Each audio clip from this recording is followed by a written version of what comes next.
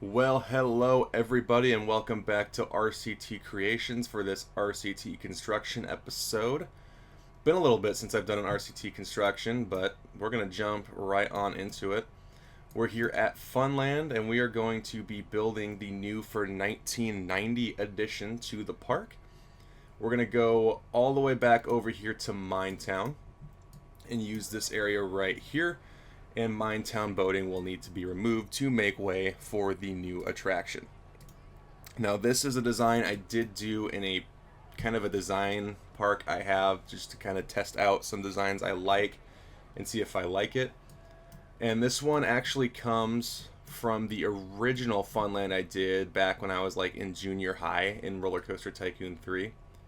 And I'm going to try to keep the layout mostly the same, but I did have a pretty good idea of what I wanted heading into the design before I even started this series. But what we're going to do is get started by removing Minetown boating. It gave its last rides at the end of the 1988 season and did not run or did not operate at all heading into the 1989 season. But what we're going to do is go ahead and get started by removing some of the pathway we have back here. And we're just going to pretty much start this section from scratch. We'll go ahead and remove all this path back here and get us kind of a fresh start.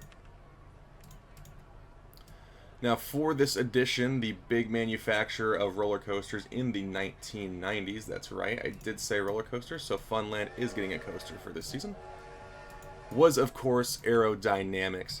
And we have worked with Aerodynamics before, being on a lot of the flat rides before the park opened. Carabel over here would be a aero coaster, and then our log flume here and our dual log flumes here would also be aero development designs. Now, the month we are currently in is March, so the log rides are not open right now, so you will not see those running in those kind of backgrounds. But what we're going to do now is get started by just kind of lifting and filling in this pond, because we do not want this to be here below our coaster. I think what we're going to do is use this area for the station queue, and then the transfer track will be kind of up front closer to where the lift hill will start. Now we're going to kind of use a Tennessee Tornado style inspired beginning to the ride, because we're going to have it start and kind of go through a little bit of a curve through the transfer shed before heading into the lift hill. So we're going to use the corkscrew roller coaster here to get started, and we'll have the lift start right about here, I think. Get used to that train horn, we're going to be hearing it a lot. So that's where the lift hill will start, and we'll go through a nice little turn here, and this will be the dip off of the transfer track. So I'm going to go ahead and get started on those as well, and then recolor the track to what I want. So I think we're going to go tan and gray for supports to kind of give it the Minetown vibe, and I'll also recolor the first train to what I want. So we're going to go with a white body with the first train having a gold stripe, and then the over the shoulders are going to be black. So that's the color of train 1, and we'll go ahead and get started by building the transfer track here. So the station is going to end up being 7 tiles long, so we'll get started with transfer 1, which is going to be on the right hand side here of the coaster. So I got to do that because I'm going to use S-bends as opposed to having the whole thing shift. Whoopsies, that's not what I meant to do. S-bend other way, there we go.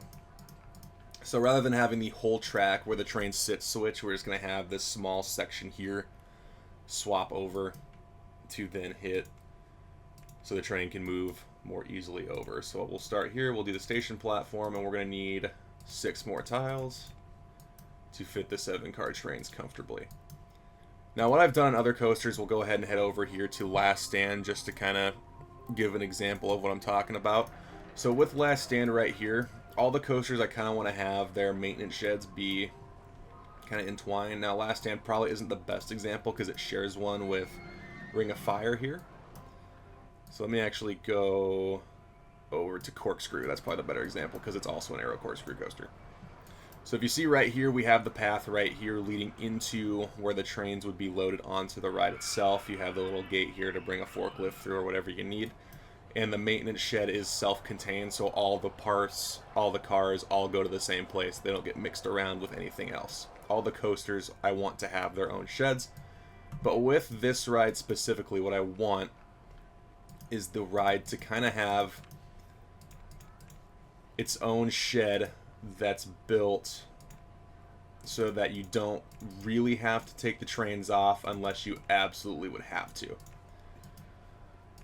So as you see right here, we have our 7-tile station, and then we have our 2 sliding pieces here that will combine over to where the main track is. And I want enough storage tracks that we can fit every train in here if need be. Now we will put a spot in where the trains can be loaded onto the ride. And we'll do that probably last just because I want to make sure I have enough room for it. And by last, I mean it might come after the layout itself is complete, just because I'm not entirely sure for how I want to do this. So actually right here, so we're going to have the spot to switch this on. However, I want a spot right here where the trains can actually be loaded on to the coaster itself. So we'll get started here. I'm going to put a trim brake right before the train heads into the main layout itself. And we'll go ahead and do our turn leading in to where the actual coaster itself, actual station, excuse me, will be. Now I'm going to go ahead and switch over just to kind of see how far we want the lift hill and station to be apart from one another. So we have 1, 2, 3, 4, 5 tiles in between. So go ahead and correct that here. So 1, 2, 3, 4, 5. So we want the station to be there. So we'll do that. Well, that should work. And then right here is where our station's going to be. So there's our station track right there.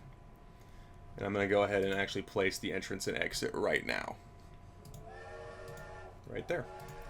Now what I'll do is go ahead and be sure I have vehicle limits disabled just in case, so I can do the transfer tracks, but I just want to make sure that the train fits comfortably in that station, which it does. And in fact, I don't even think I need it to be 7 tiles in length, actually. Let's go with 6. There we go. That's better.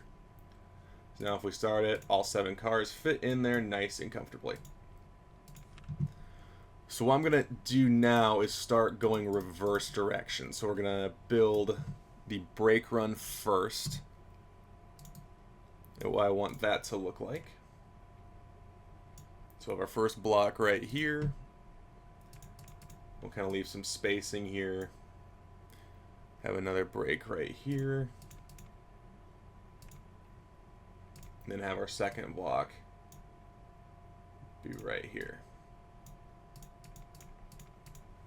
And with the finale of the ride, it's actually going to require the first set of trims to be higher up. So we'll go ahead and get kicked off with that. So this will be a little bit taller. So I'm kind of bouncing back and forth between my 2 entities of the game right now. Check where the brakes are set to. Okay.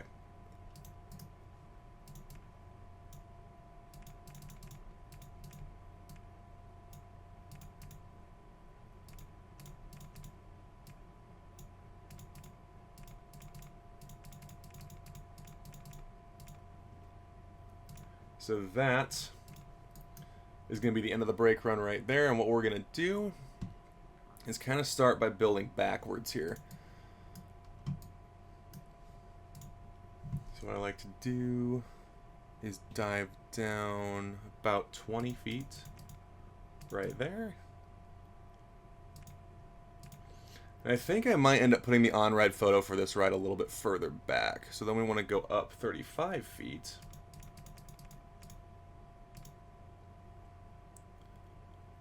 So right about there.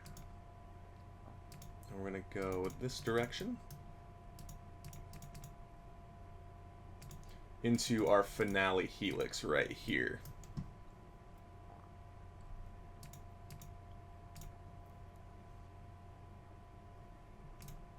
So the nice thing about OpenRCT2 is we actually have a lot more track pieces to play with, which is really cool, because doing this prior with just base game stuff would be a lot less easy. Let me tell you.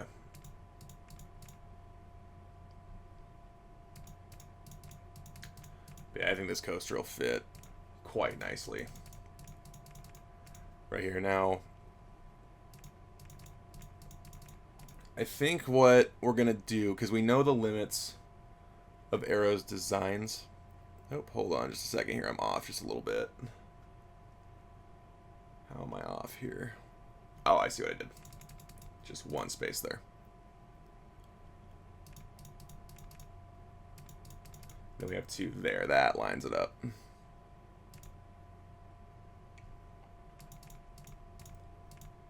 Yeah, building an Arrow helix with only original style track design was not an easy feat. So this makes it a lot easier to make this happen. Now I'm off yet again. Where am I off? Ah, okay, I see what I did. So let me go back here. We want this to kind of be extended just a little bit. There we go. That'll make it work.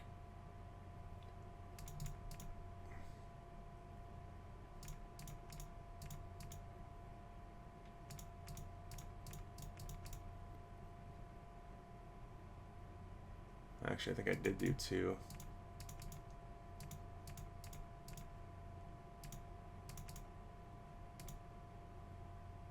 Right there. Maybe not.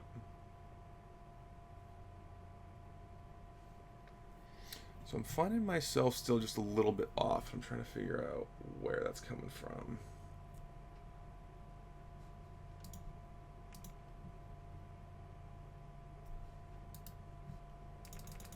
I think I'd be able to follow a design I'm looking straight at a little bit better than I currently am, but I am struggling a little bit.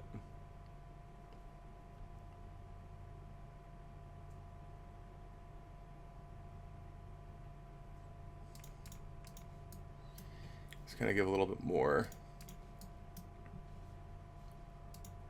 widening to the banking here at the end.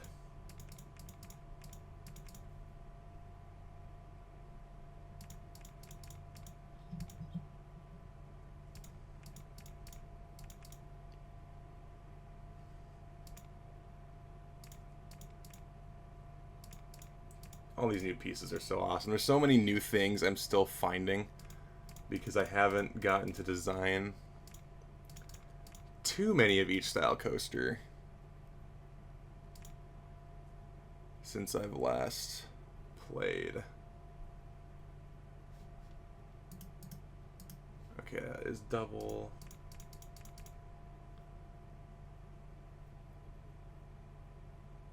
I'm still a little bit off somehow.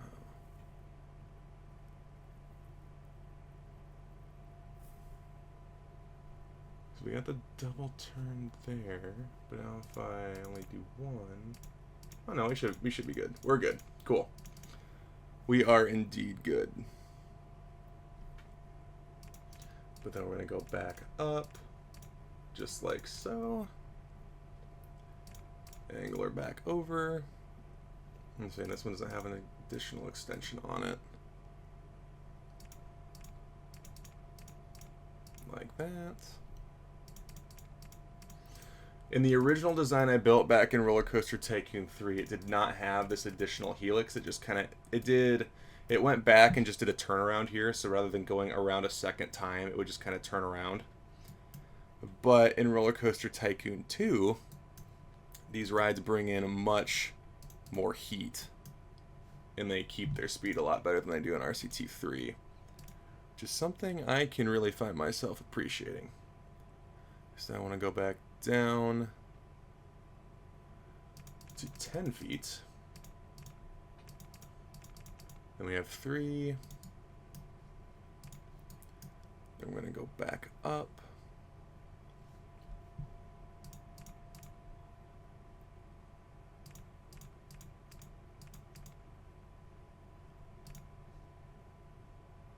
Okie dokie, so it should be about 50 feet higher than we were. So I think I want one more actually.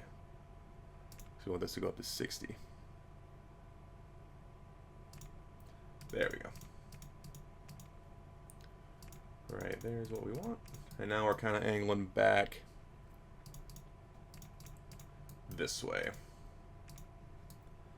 So one thing that's going to be challenging is the first drop on this ride is going to definitely need to go through here. And I think what I'll do to make that work is carve out this land as opposed to just giving it an underground tunnel. I think I'm just going to carve it out and make it a little bit different. So I want this to go down to about 30 feet. And then right here will be a vertical loop.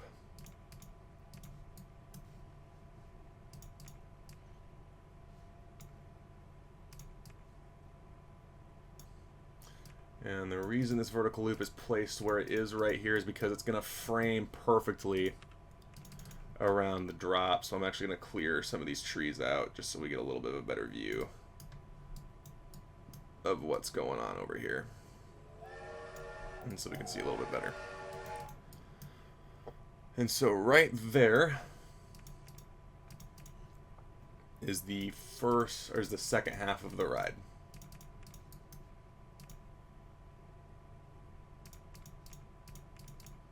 We'll go up here. And that is the first half of the ride. So now, let's go ahead and dive back down here to the lift hill. So the lift hill itself is going to be 165 feet from initial inception here. So we're going to want to go up about 170 feet.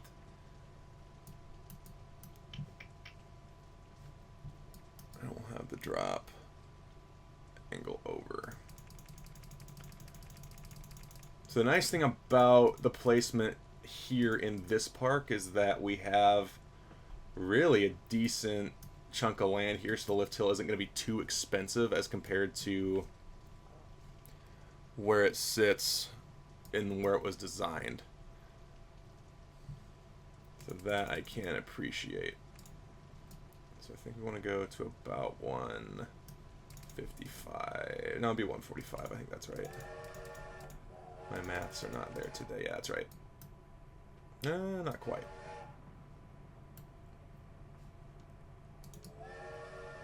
Yeah, lift hill's 100, so I gotta go one more. So it's 165 feet to the top of the lift. So right there. And then we're gonna go straight into our massive first drop.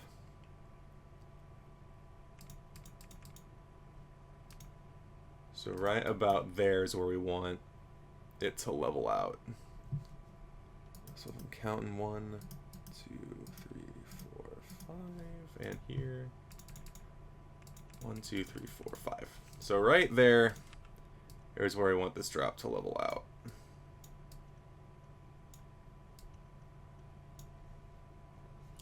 So I think what I'll do is just kind of carve some of this land out so I can see exactly what I need. I can always put it back later. So there's where we need. So that is the extent of the first drop. Right there. Then what I can do is go to the cutaway view. And we'll just select this. Actually, we want to start right about here and select this area. So now I can see where I want to go.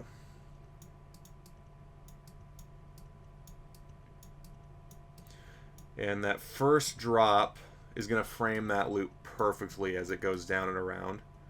So we want 4 chunks, 4 straight sections of track at the bottom. And then we'll head back up. And I think what I'll do, very similar to what I did with the Elk Ridge train, is have this be kind of mine themed.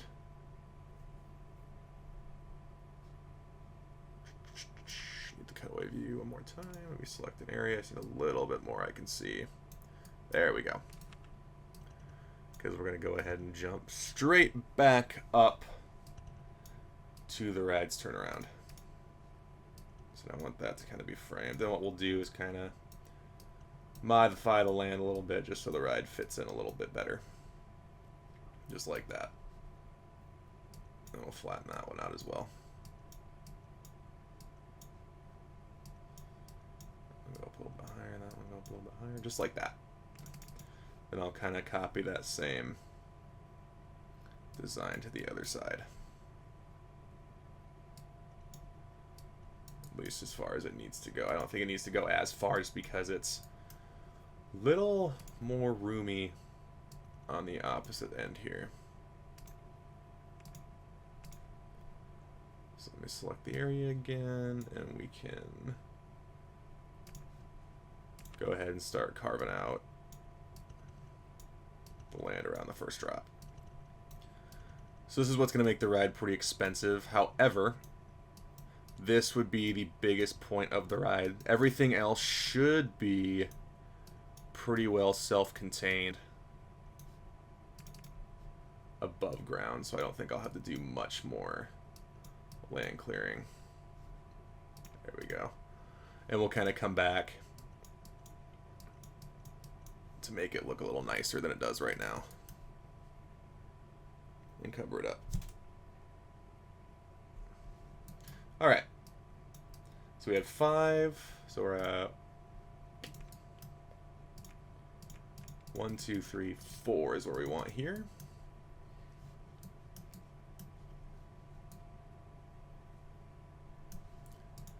And then we're going to dive down this way. Flatten out, kind of giving it a vortex or Orient Express style turn off the first drop. One thing I really did like about Vortex and Orient Express is the way they had like their own first drop. It didn't drop straight into a loop or anything. It kind of had its own thing going prior to the inversions. Oh, this is going to fit like perfect. Not too high off the ground at this section. Oh, this is going to be good. I like this a lot. Now we're going to leave a space there. And we want the vertical loop to be right about here. So we'll go up to 105 feet, so 10 feet below there, and then we will jump over towards a sidewinder element, which is 15 feet below, and I think that will fit pretty well right there. This is probably the first time, well, I wouldn't say first time, the first time since the park opened I've been kind of giddy about putting a coaster together. This is one of the rides. There's a couple rides in the future that I'm really excited about, but this one is the first one I think that we're gonna hit. Oh, hold on just a second, we're not matched up with our mid-course here. So I messed something up somewhere. Where was it, I wonder?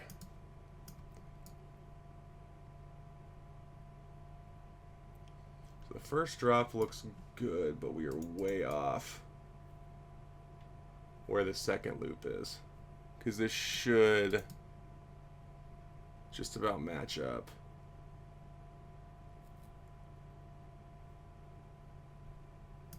With that. So I'm wondering if I made the helix too high up here.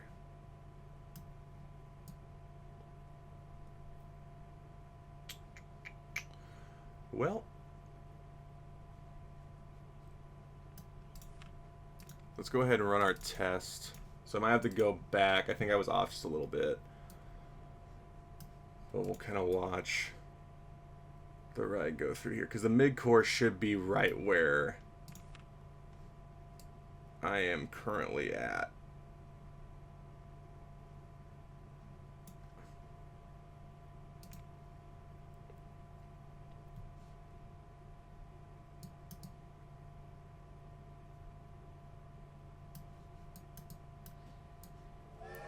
But we'll kind of watch. Go ahead and speed this up so I can watch it go through the layout a little bit.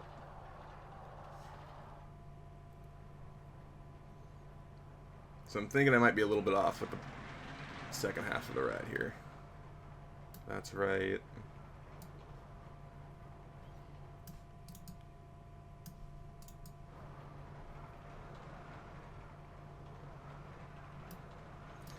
So that's right. So I'm thinking I might be a little bit high up, and I definitely am. So that's where I'm off. So I put the helix up a little bit too high, but that's no big deal, because what we can do is just go and work below it.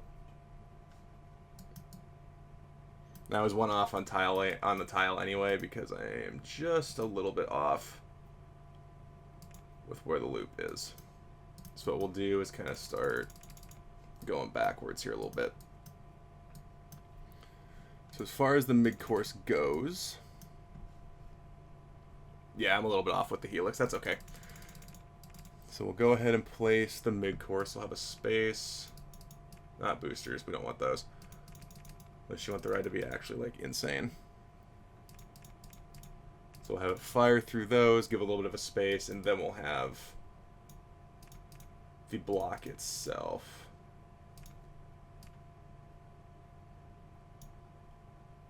I don't think we'll have it stop fully, at least initially. And we can adjust this as time goes. So this is looking a little more accurate. So I will have to do a little bit more excavation. That's no big deal, though.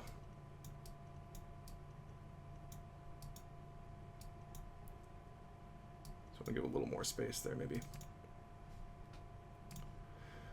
And what we'll do at the end here is kind of determine what we want the landscaping to look like. However, for now, this will be okay.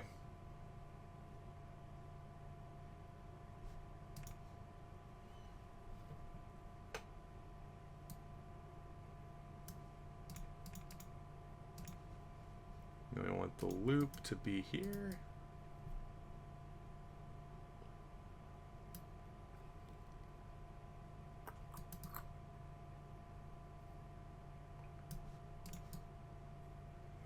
The design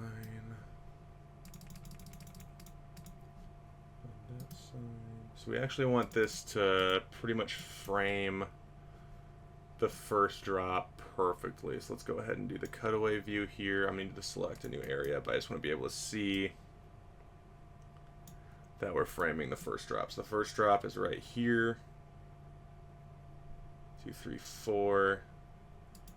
So the loop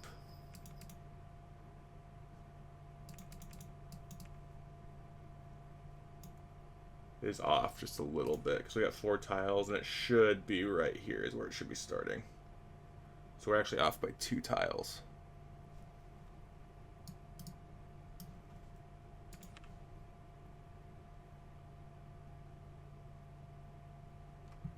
Where are we off?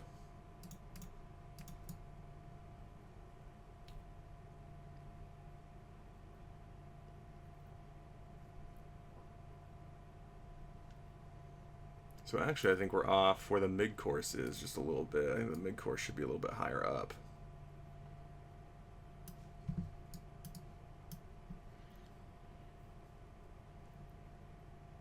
And that is about right.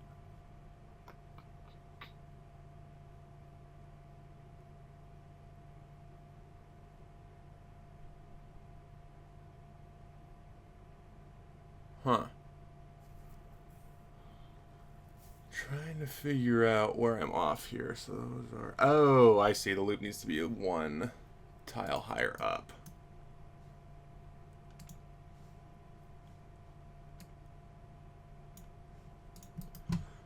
So let's backtrack a little bit here. Our cat just broke into my room here.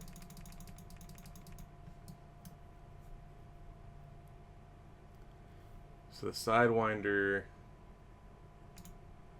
should be... Hi, cat. We have a friend joining us today. So there we go. So there's our sidewinder proper. And I know I might get some comments about putting in bigger loops. However, since I already made the commitment to how big the corkscrews are, I have to kind of stick with what I went with. Because if we go over to corkscrew here, I've already committed to having the corkscrews be this size. And I've already committed to having the loops be the original RCT size, so we're going to stick with that. So it's going to look a little weird, but that's kind of the fun thing about building aero coasters, is they are just a little bit weird compared to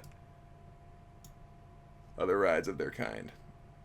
And so we have the 4 brake sections, 1 space, and then 3 more brake sections. What's going on? I think our cat's coming in to check on me.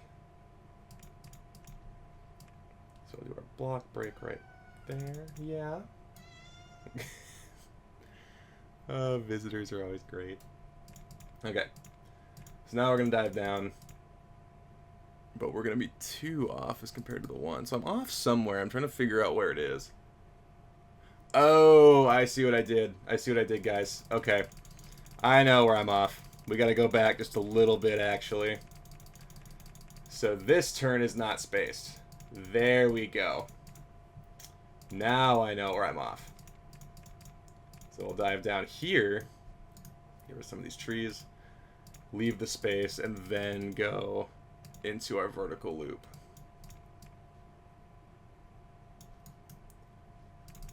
And then into our sidewinder. Right there. Not large. We're going to go there. There we go.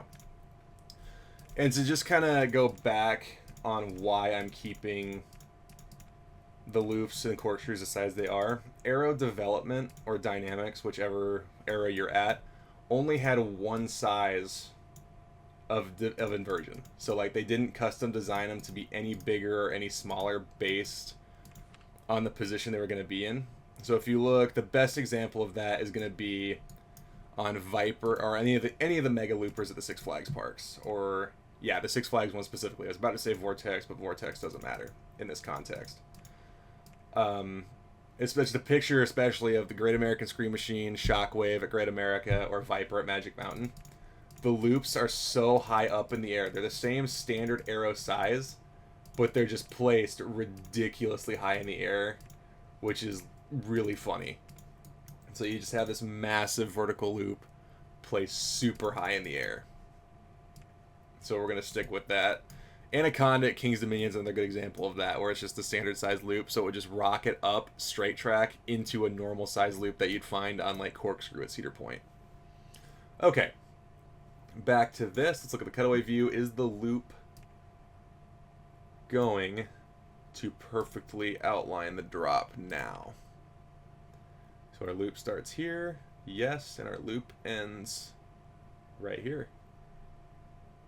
We're going to be a little bit off again. Why is that? So we're still a little bit off. Trying to figure out why that would be. Because over here, the loop does frame the drop perfectly. But right here, it does not.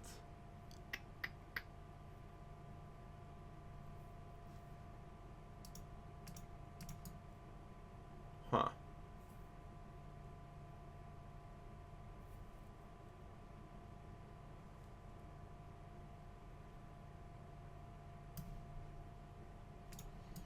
Trying to find a good reason for why that would not frame. I'm spending a lot of time doing that.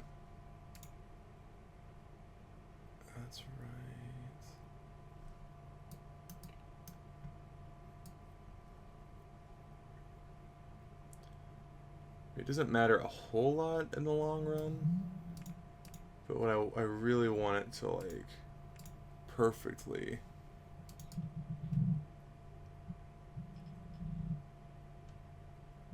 encapsulate that drop.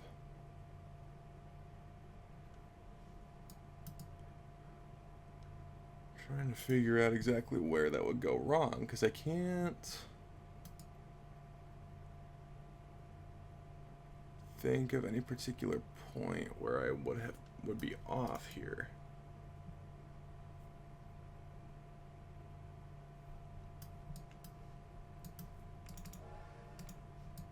You're gonna hear that train horn a lot. Oh no, I think we're good. I think we are good, actually.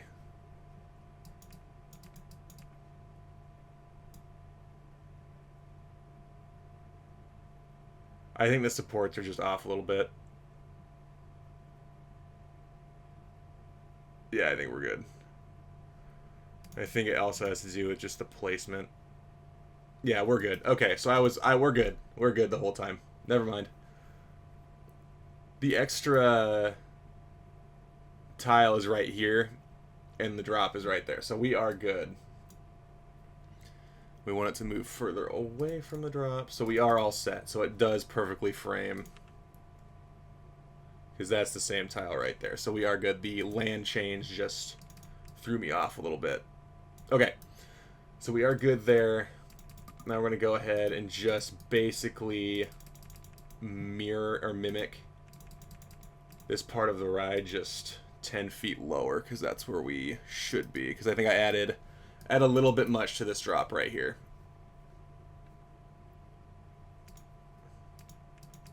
So now we're just going to go and mirror our helix section.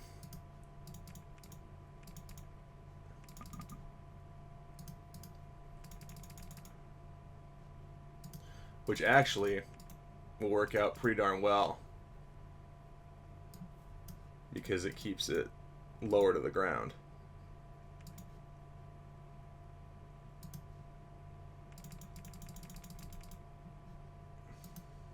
So I'm going to make this 10 feet lower, so it should end right here.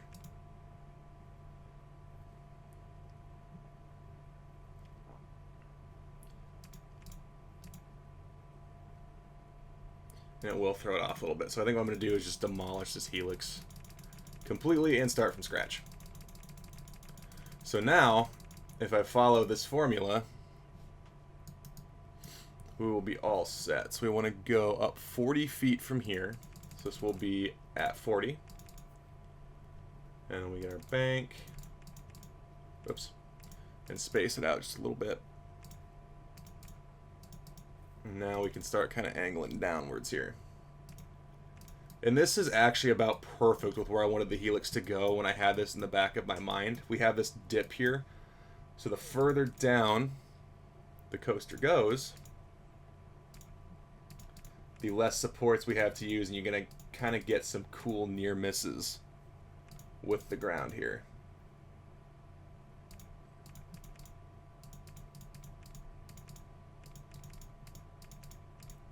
So just like that.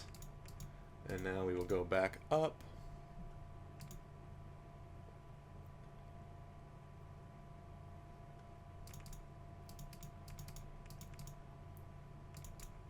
And as I mentioned with the original version of this ride, I built an RCT3, so we would have hit that loop, and it just went up, dived down and over, and just turned right back. So it would have been like one of the roughest transitions I think any aero coaster would have. However, I think elongating it will make it run just a little bit better. I think. In theory, anyway. So we'll have a nice little airtime pop at the top of the helix here. And we should be pretty well framed to line ourselves back up with the rest of the ride.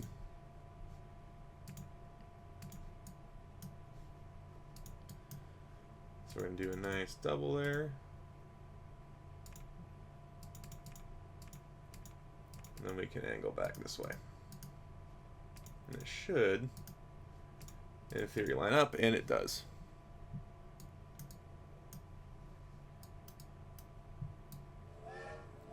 So we look pretty darn good. We're going to be a little bit changed.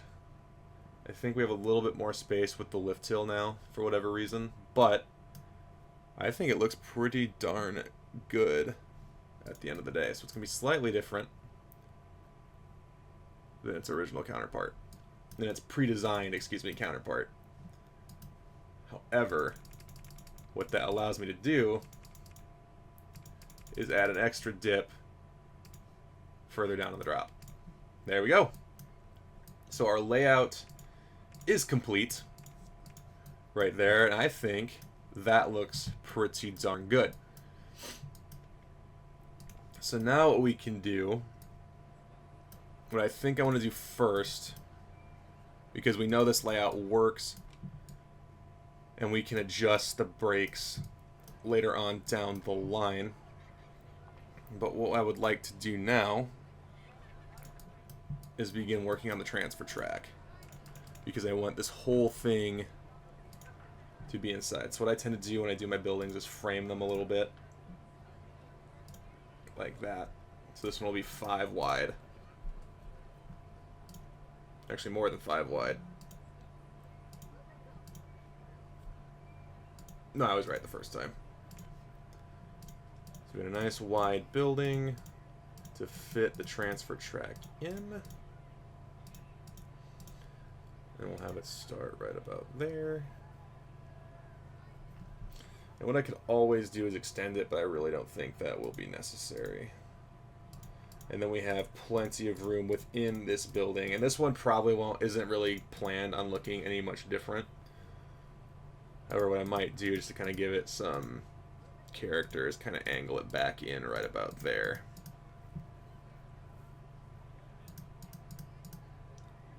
So it has a little bit of its own feel to it.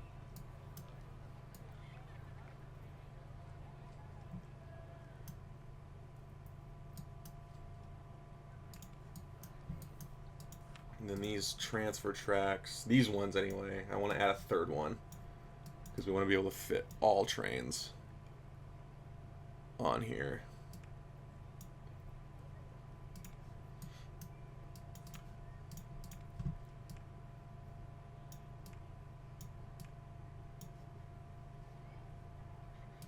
So this will be the one to store train 2, train 1, train 2, and train 3 will go back here. And then what I'm going to do is add one more transfer, starting right about here.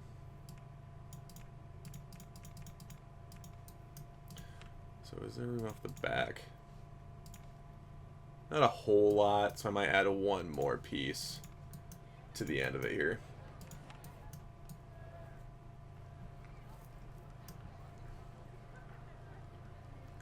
Or even what I could do is back it off so the beginning of it is right here.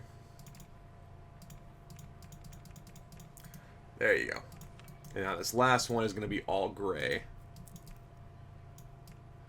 But what this allows is a spot for the maintenance team to put trains on for whatever reason. If they would need to pull one off to go send it back to Utah, which is where Arrow was based, they have room to do that now.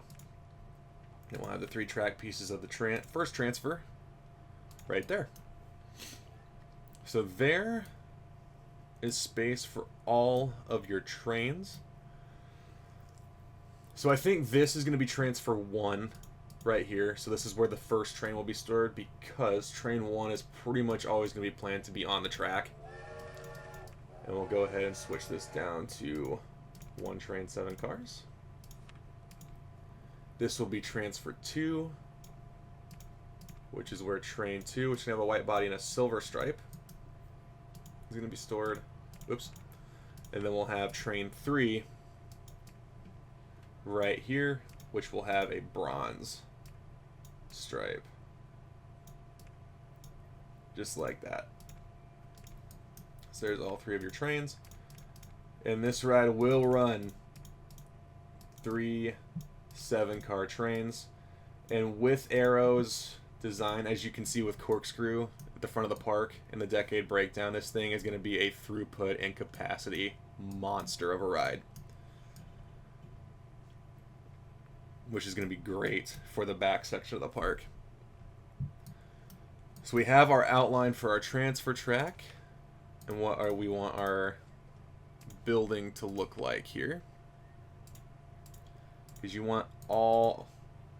What I really want, the goal of this park is to be able to have maintenance do anything they need to within the transfer building itself, so they don't technically have to go anywhere else. So now what we'll do is we'll get the transfer track all set up.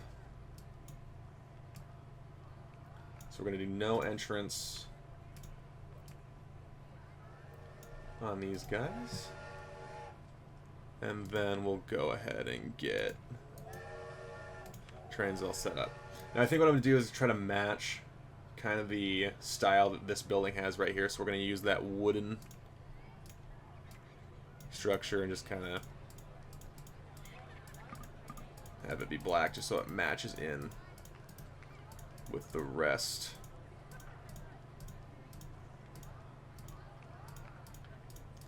of the zone and area. So that's what we'll have it look like to start.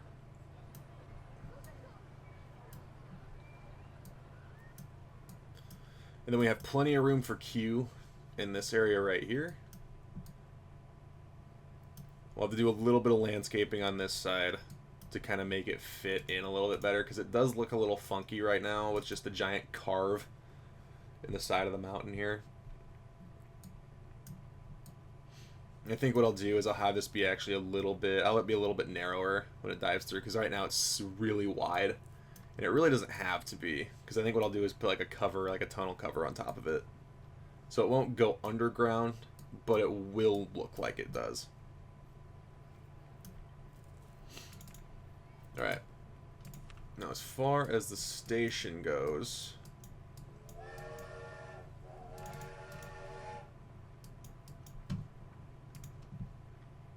we're going to do that same kind of framed outline.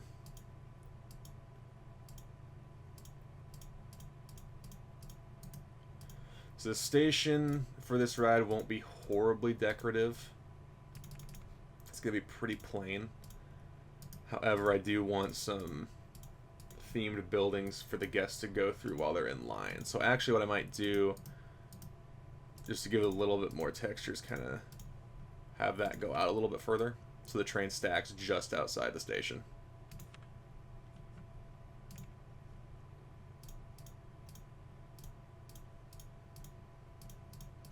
And this gives us the ability to add kind of a front to our station building.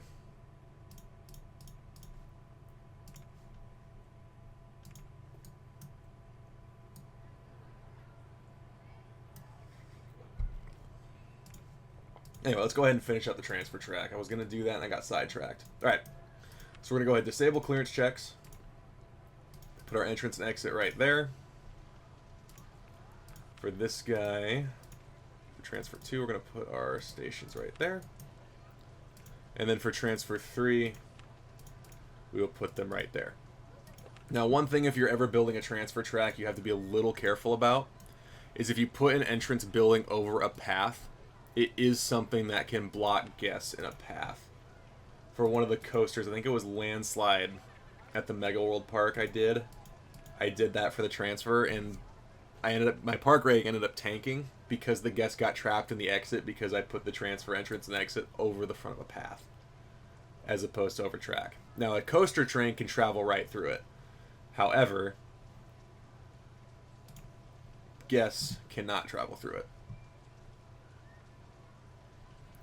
So now what we'll do, we'll change them all to reverse incline launch shuttle mode.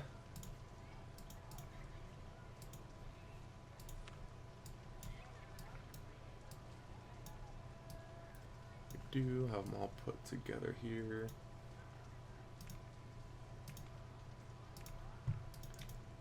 Now what I'll also do is make sure it waits for a full load. They're never actually going to run. However, if I accidentally hit open all rides, they won't just start and crash off the edge of the track, because that's not good. So now if we open them, all 3 trains are parked outside on their transfer tracks.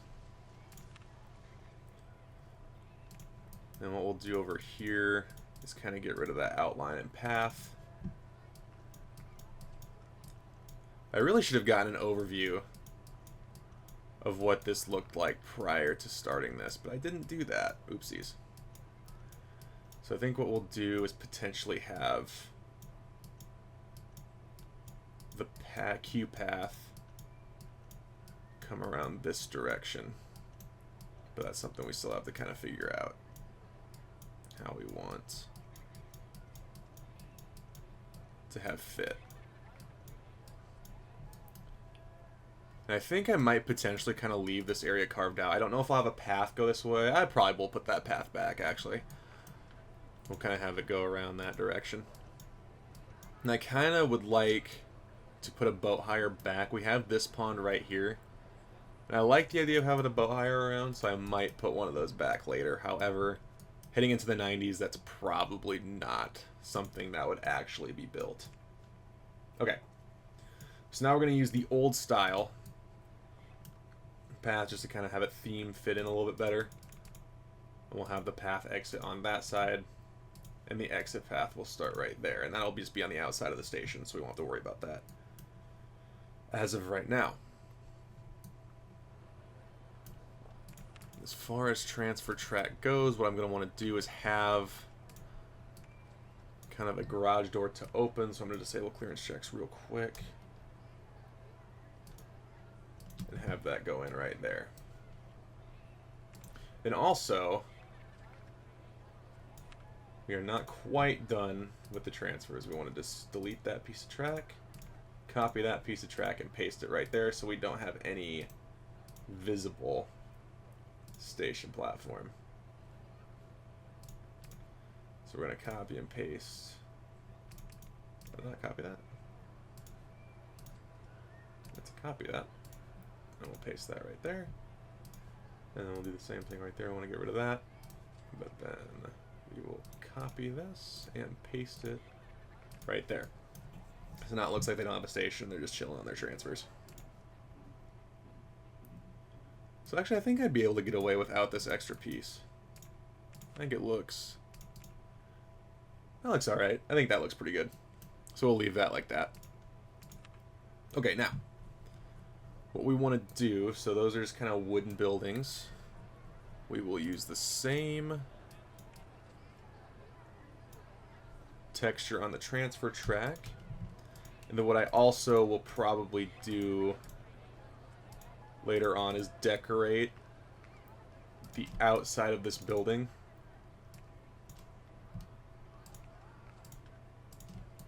Actually, we don't want that like that.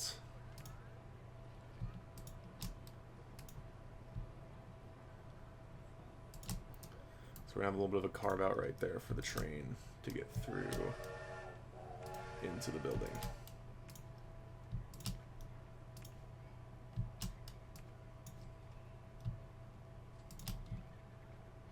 I don't really care about the clipping on this part because we will not be able to see any of this the further on we go. However, before I get too far, I always like to have a section where you can see a transfer would take place. So I'm just going to put... There's a lot of people who play this who like to kind of have... Oh, you know what? I'm not going to be able to carve that out like that because that track needs to be able to slide over as well. Never mind. So we'll have to make this building kind of a giant square. But that's okay. I could add little sections to it later.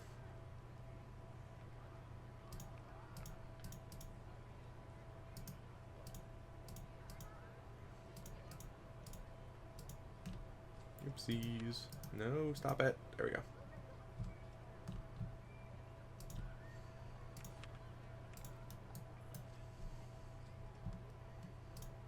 So some Open RCT players, I see you as the single rail coaster, which I think looks good. In fact, it looks really good. However, I just don't like to have all the extra rides in the window, because I do sort through that every once in a while. I'm a big statistics person. I like to look at how many rides our guests have ridden and stuff like that, so I tend to look at that more than, like, really often. I don't want to have it too cluttered, just a personal preference.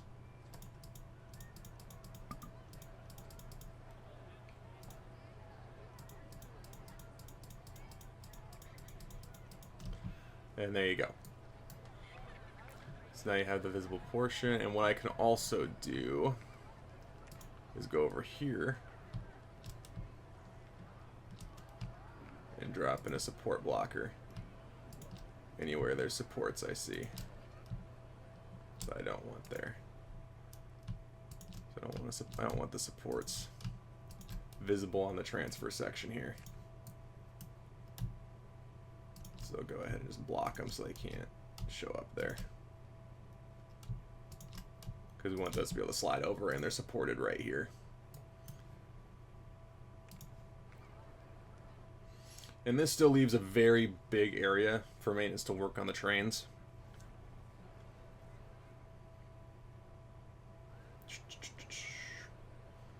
So if you ever need to transfer a train off, you'd slide this piece of track over and just dispatch the train. It would slide right on over onto this section of track. However, what I might do real quick is add just a brief section of brakes there, just so you have something there to hold the train just in case something were to happen. There you go.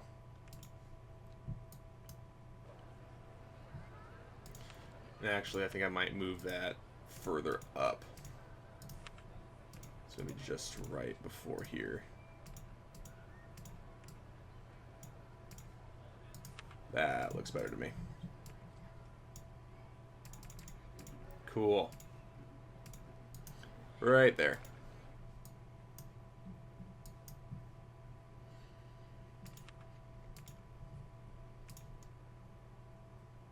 And then what I'll do is just add a section in there that looks like it holds the transfer side up and adds a nice natural barrier.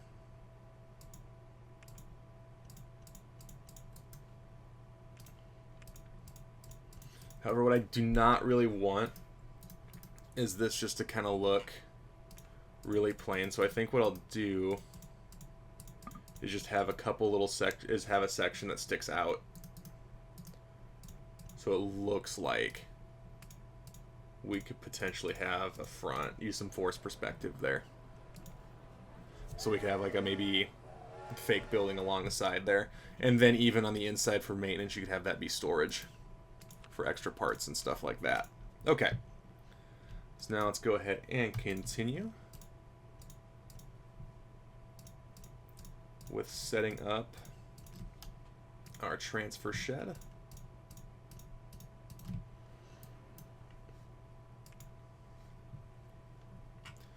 And then we want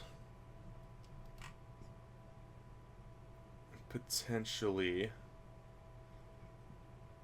what we want to know is how high up we need to go. So right about there. And if we add another one right there, it perfectly marks out where we want to go.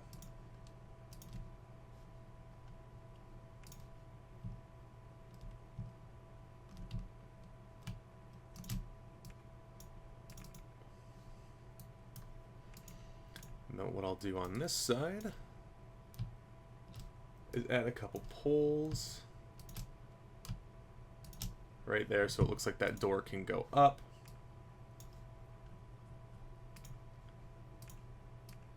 And then we'll add a couple of walls on top, like so. And then what I tend to do for these little garage door style buildings is just add a little piece on top so it looks like that door can fold up into something. Now, compared to the other buildings in the area, it's going to look a little plain from the outside just because we don't have that extra texture piece yet. but we will get there to adding it. And I probably will do a little bit of redesigning on the front face of this specific section.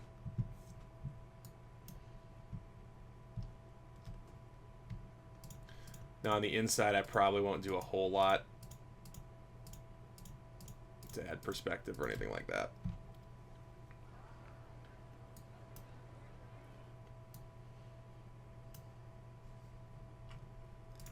Then what we'll do is put a roof style piece on here.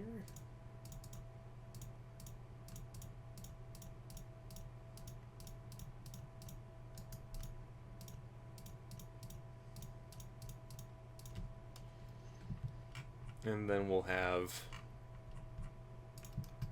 one more piece I can put texture next to. I'm going to leave this one open a little bit because I want to have a forced perspective, just something for guests to look at as they walk past here.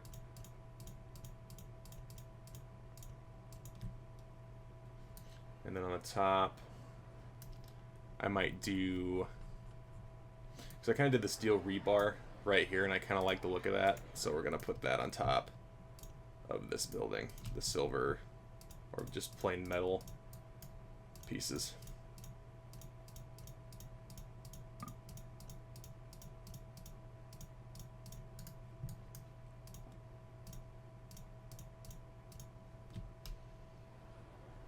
And then after that, we can go ahead and start putting our roof on.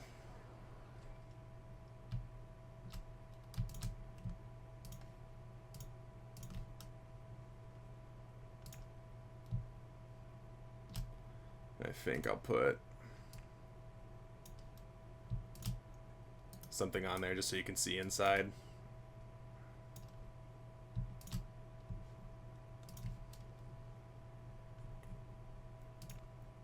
So we'll use our mine roof sets.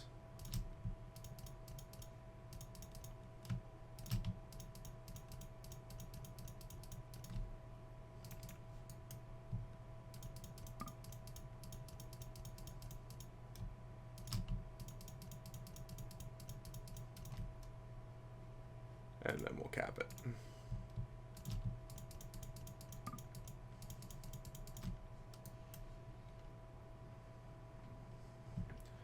So now we have this hole right here. I kind of want to have this be a little more decorative than other sections of this wall. So what I might even do, I don't know why I deleted those. I can just recolor them. Is actually color. I kind of want it to look. I kind of want to give it a more abandoned feel as well, though. So I don't really necessarily want it to be like perfect looking. So we'll kind of add in this little section here up top.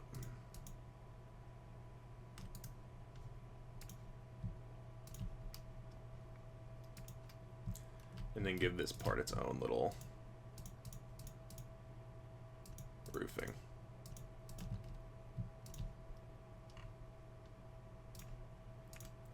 Then on this one, for spots guests cannot see, I'll just do the same little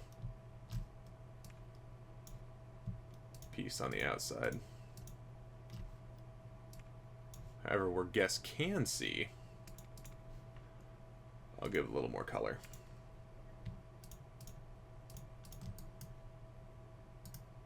Really want white. I think we'll go with that kind of tan color right there.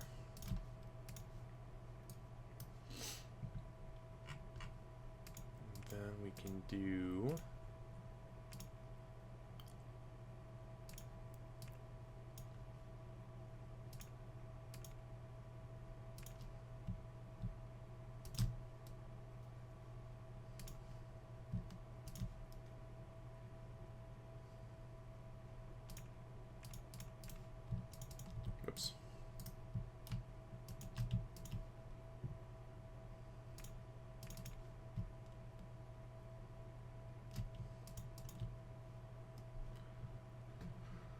not sure that turned out quite the way I wanted it to. However, a kind of funky design might not be the worst thing in the world.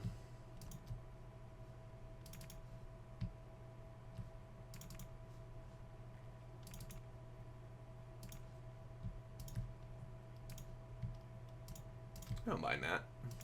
Looks a little different. And we can have a nice billboard that advertises the name of the ride, or some theming element up top there. Now, what else I can do is put in a couple of these windows.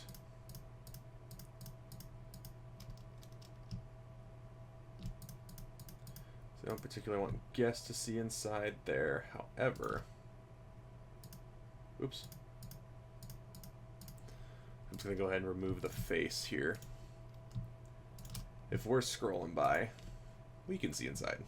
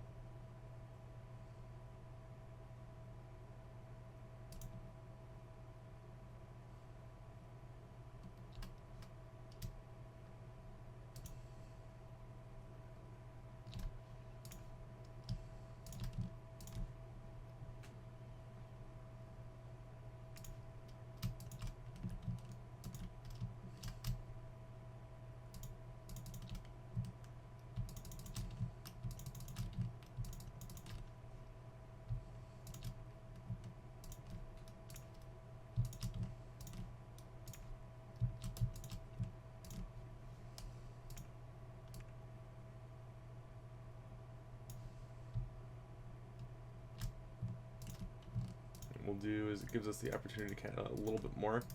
Then what I can also do, I think I might lower this down one.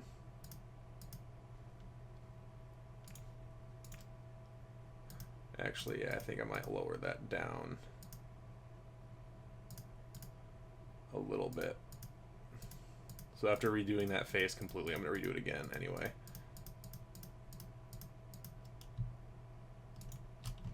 I think what I'm going to do is put a balcony on there.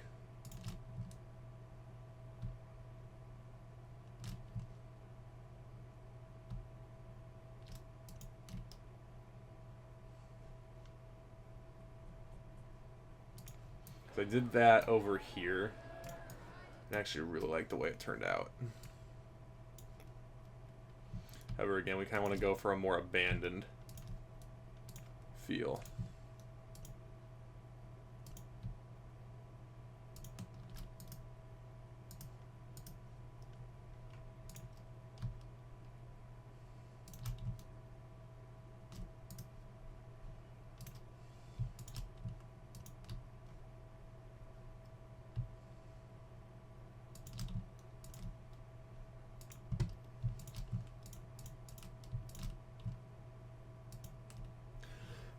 Excuse me. Okay. So what we can do is put these there, and I can put a couple doors on there, or just one door probably. I have that windows and doors set. I don't think it needs to be centered really. I'll give it a darker, with maybe a brown, light brown outline. And that's the way you could access that balcony.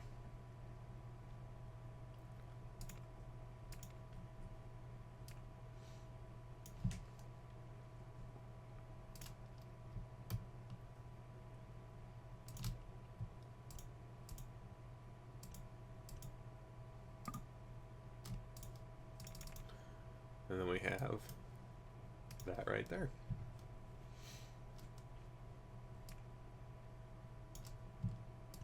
And we'll give the balcony a slightly different color outline and a couple of supports.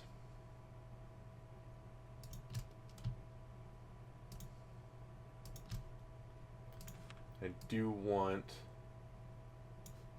guests to be able to wander underneath that.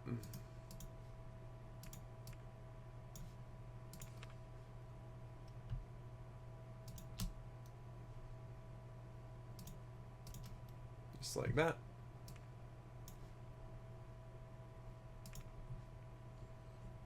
And then I'll put some fencing around it.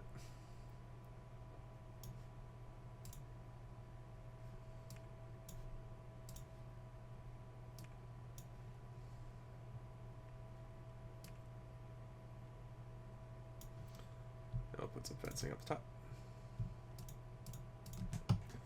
So we give a little bit of a balcony just to make it so it doesn't look horribly basic. It's still a pretty basic building, but I tend to design things in a pretty basic manner. And then what I typically do with buildings on the inside is just kind of make it look like they have some kind of foundation on the inside.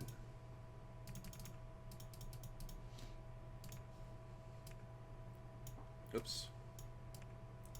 Now what I also want to do is put a door on here somewhere. I think I'll put it on this side,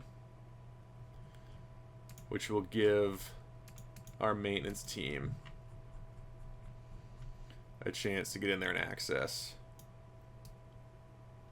what they need to access.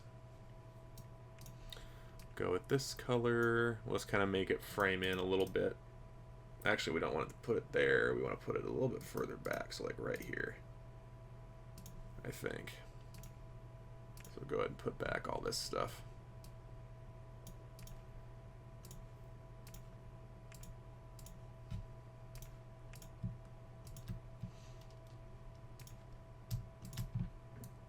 So there's just a way for our maintenance team to access the building and get in there to do what they need to do. So there's that. So next up, I think, will be probably some of the support work. However, I think what I'm going to do first is just modify the land below the final break run a little bit.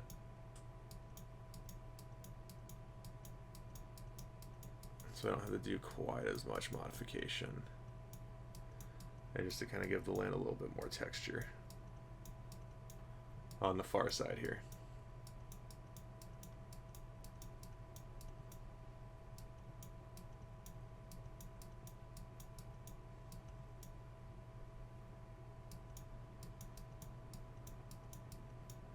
There goes the train.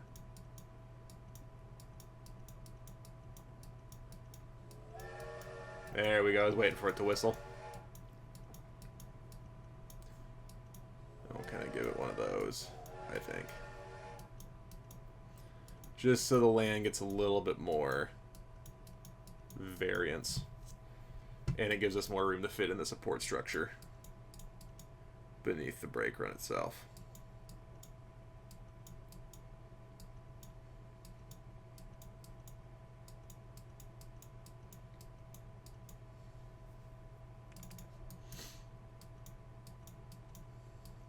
So I was a little worried about the amount of landscaping needed prior to putting this ride in, but it actually ended up working out pretty well, and I like the fact that the loop and sidewinder ended up being closer to the ground than I had thought.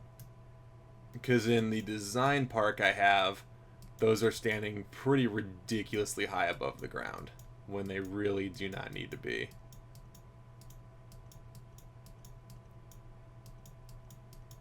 Let's give some touches to the land here. Give it a little bit more variance. Like that.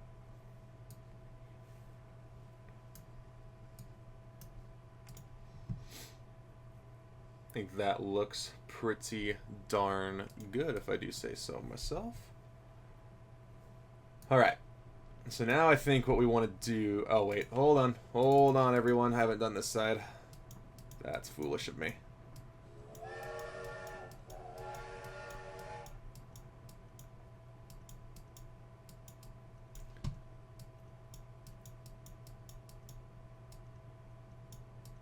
Oop.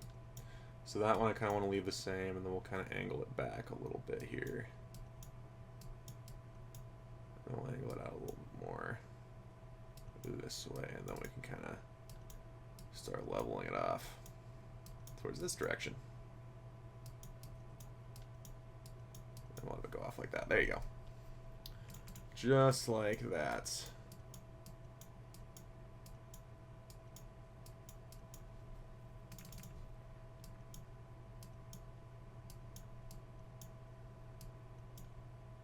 Perfect. So that gives us a little bit more room to kind of play with the brake run and the brake run support structure. Because the nice thing about Arrow is most of what they did was lattice work, so that stuff is pretty easy to get done. However, I think what I will do next is the station. So when it comes to station platforms, what I like to do is have a flat surface near the top for just to kind of give it a solid platform.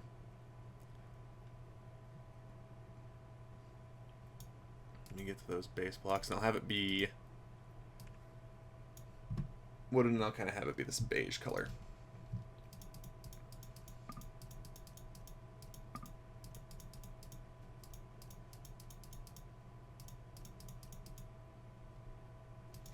There you go, just like that.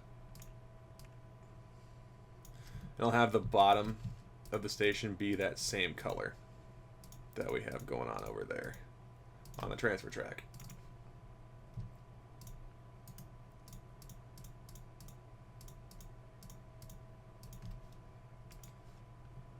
However, above that, I think we'll get a little bit more creative. I put that down wrong. There we go. Get rid of that.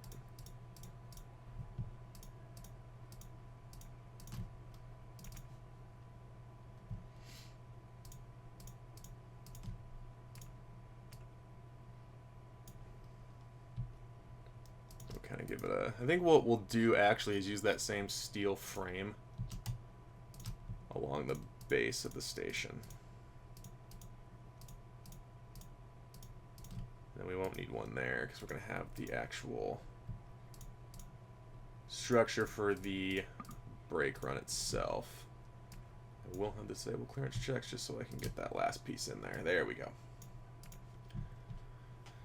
Now up top here, I think what I would like to do is have kind of an open spot, and I think what I might do is just use the plain poles on the outside. We just kind of want those to look like they're a steel piece. And what I might also do actually is just kind of get rid of this section here and frame it.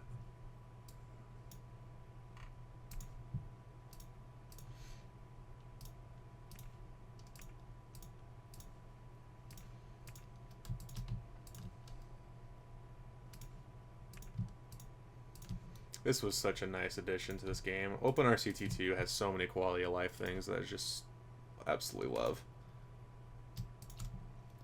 And what we'll do is just have poles over the top of this part of Q before we head on into the actual station itself. And this just kind of gives us the ability to have different style Qs. And we'll have that kind of look like that. And then I think I will give it the more tan looking structure. Actually, I changed my mind on that. Let's go with this more gold. It's more yellow version.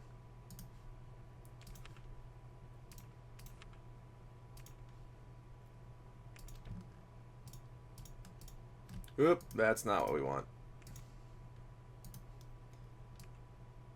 We'll go with the more yellow color.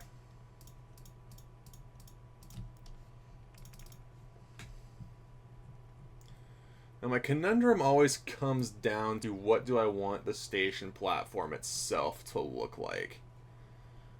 So I think we want it to be I definitely want it to be a brighter color.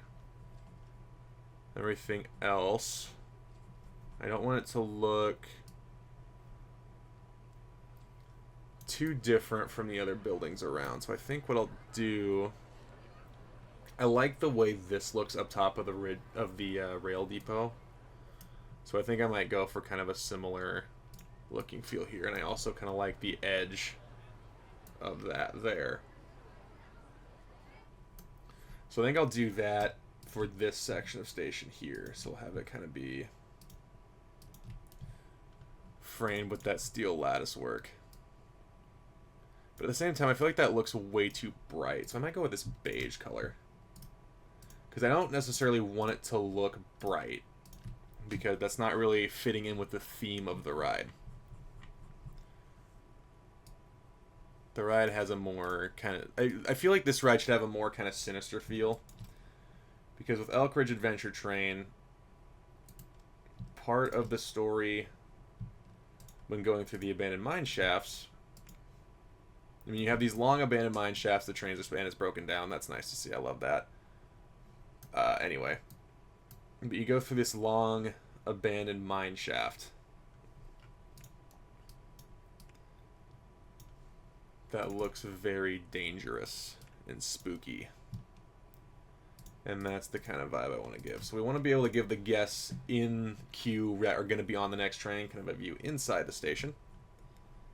So we'll go ahead and do that. And I think what I'll do actually is use this same wall and give us a view into the station. Like so. On the outside, I think I'll use that same, just so it kind of gives a little more open feeling. Now we'll line this up top here.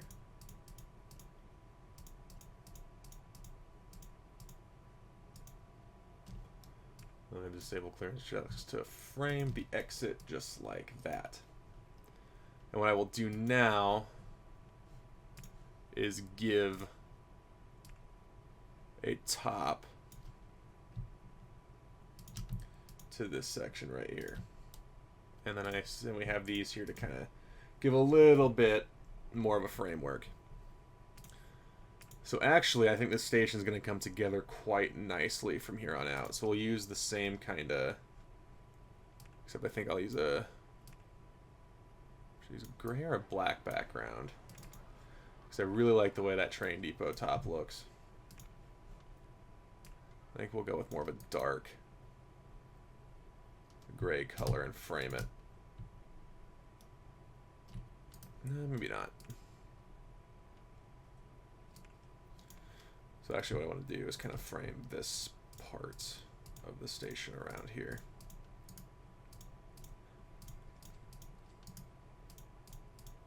Like that.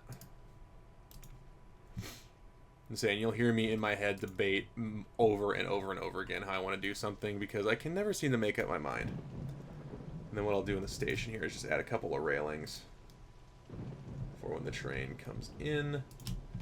There's a safe spot for guests or attendants to be along the side there.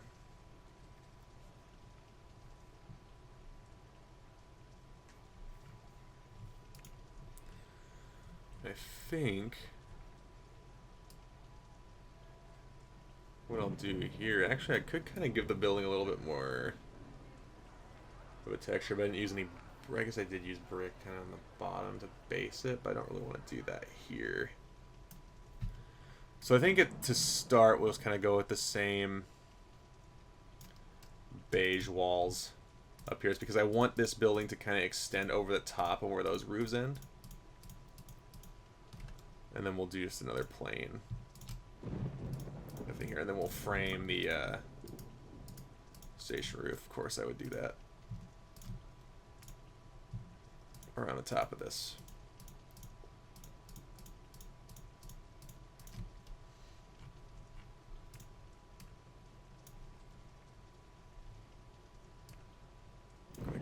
Potentially do is kind of a black rooftop here.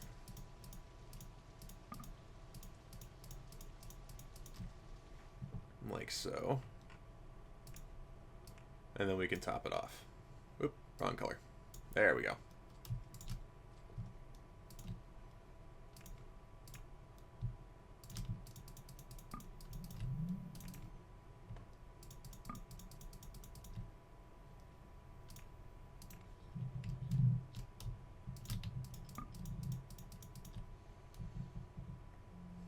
Kind of like that. And then what I'll also do as opposed to down there, what we can do is have that go right there on each side. The front and back of the station, we'll use the tile inspector to lift up and frame the building.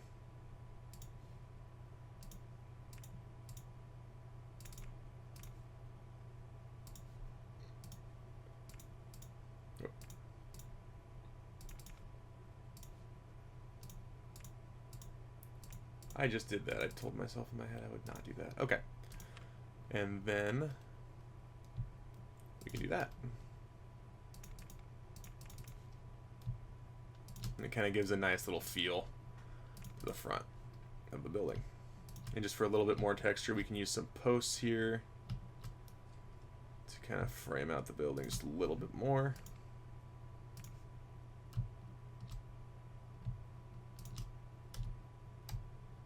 Like so.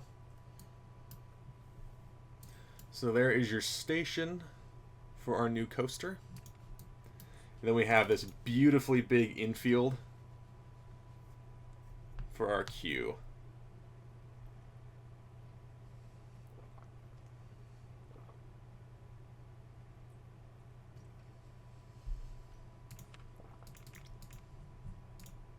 And then to kind of give a little more texture on this outside. I don't think I'm going to do this around the whole building, but we'll just do that right there.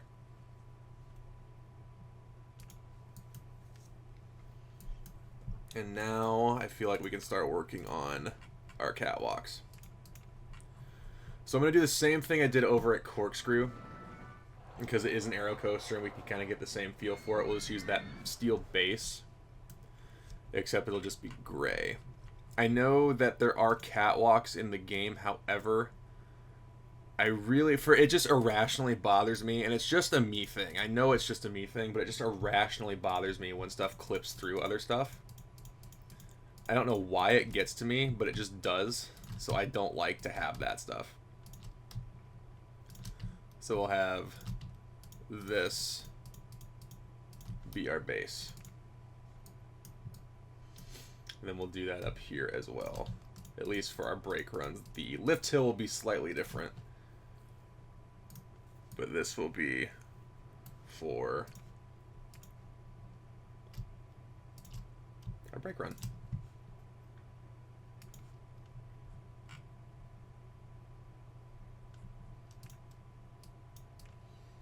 And then we can give a little bit. I don't really necessarily want it to be steel colored. I think we'll give it... We can do beige. I think we'll do the beige just so it matches the station better. Just so it doesn't look so drab. The thing that's going to be challenging is trying to get these railings lined up with each other, because I have a pretty good feeling they are not going to line up perfectly, but that is okay.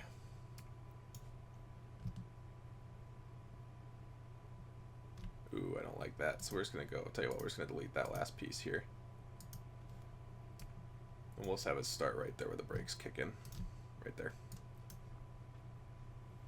So let's go ahead and put our fencing in, and I can do this on the other side here as well, actually, real quick, before we get too far.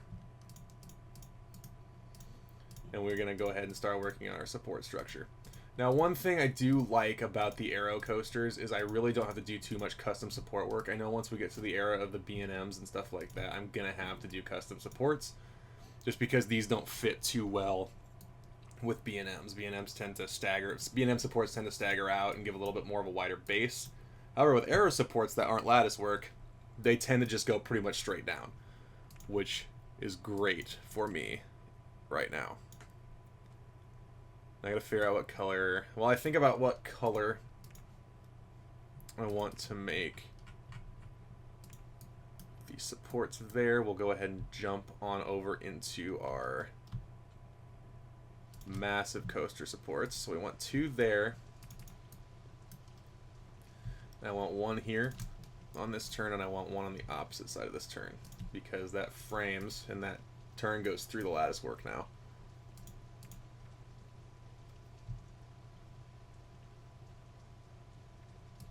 give a space there.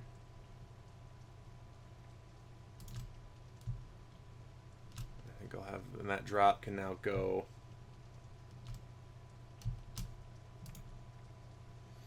So we're actually not going to be able to fit that quite the way I want it, so we'll just adjust the land underneath of it. So I can get it in there the way I want it. And then what you do now is you use these steel frames, and boom. And they sometimes are just a little bit off, so what I'll do is add these little bracing pieces in, so it looks like it fits better than it actually does. Okay, let's do a little bit of landscaping over here. So we'll start on the loop side. So I do want this to come up a little bit, I think.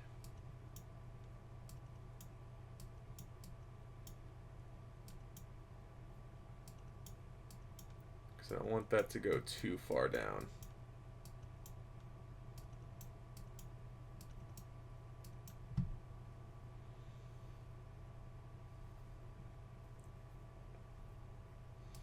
We'll do the same thing on the opposite side. So we'll give a little bit more space.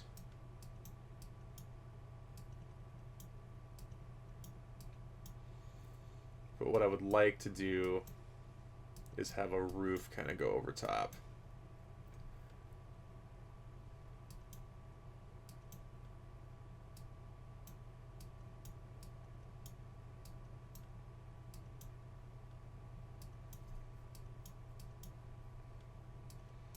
I think if we start it right there,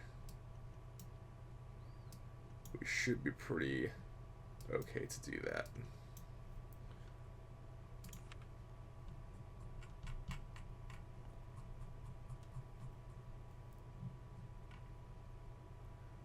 Because I don't want the ride really to go underground completely.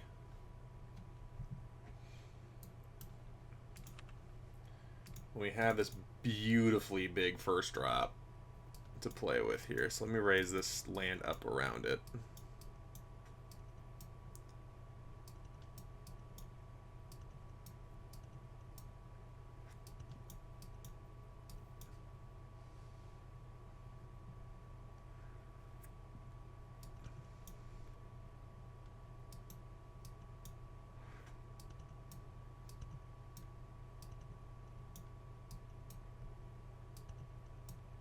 And then we can have the ride be quote-unquote underground without actually being underground. You can give it like a nice head chopper. So let me lower this side first so we can kind of frame how I want that to look. I think we'll do like a steel base over the top initially.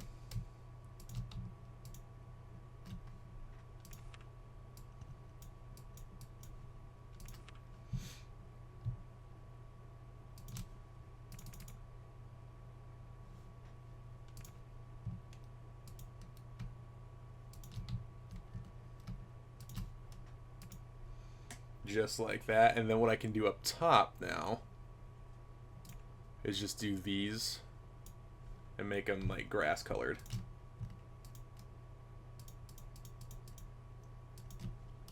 Just like that. Because I don't want the camera to be till towards the end of the ride. Just like that. So now it kind of frames in a little bit better. Then what we can do is kind of have the land around on this side match what we've got.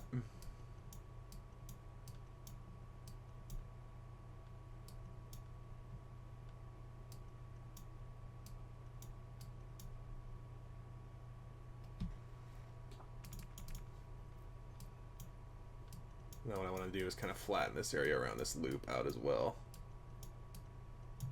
so it doesn't look like we played with the land as much on this side of it. Even though we did, we don't want it to look like we did.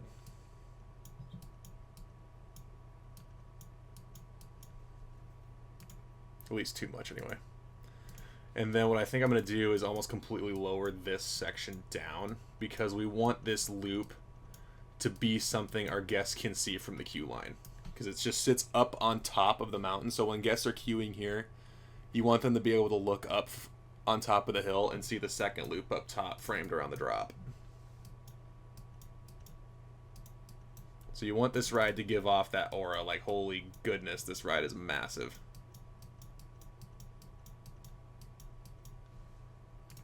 Kind of like that. And we'll just flatten this off to make it look a little more natural. Like that. And we'll do the same thing right here.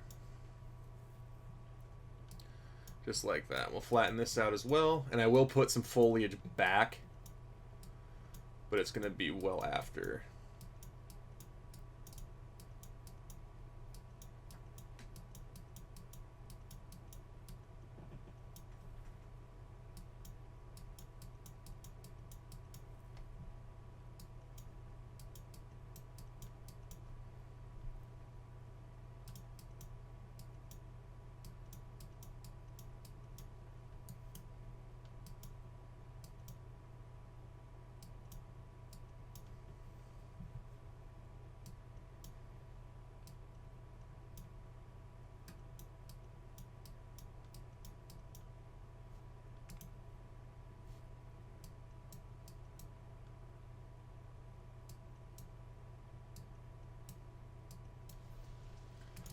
I'm going to try to frame the drop as well here. And I think... let's get this just so it looks like it really is trying to frame the drop. And that's not really what I want it to look like right here. So just kind of give it a little bit of a texture shift like that.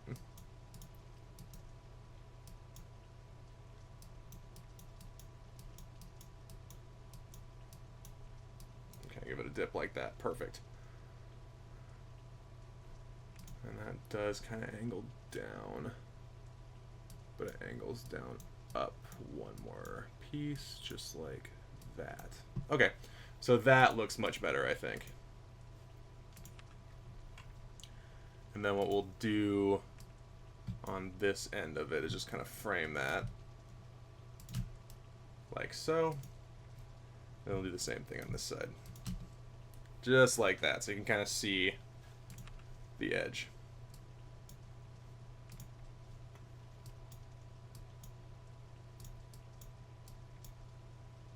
I think that looks much better.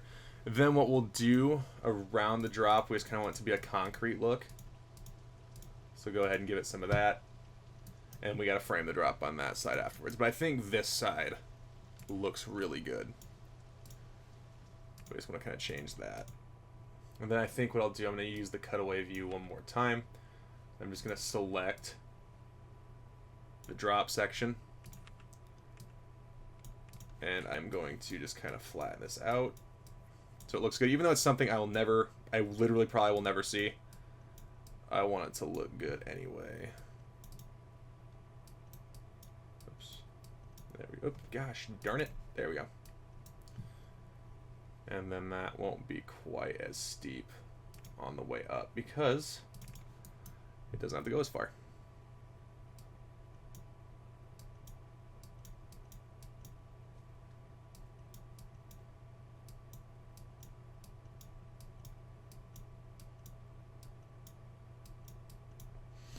Just like that.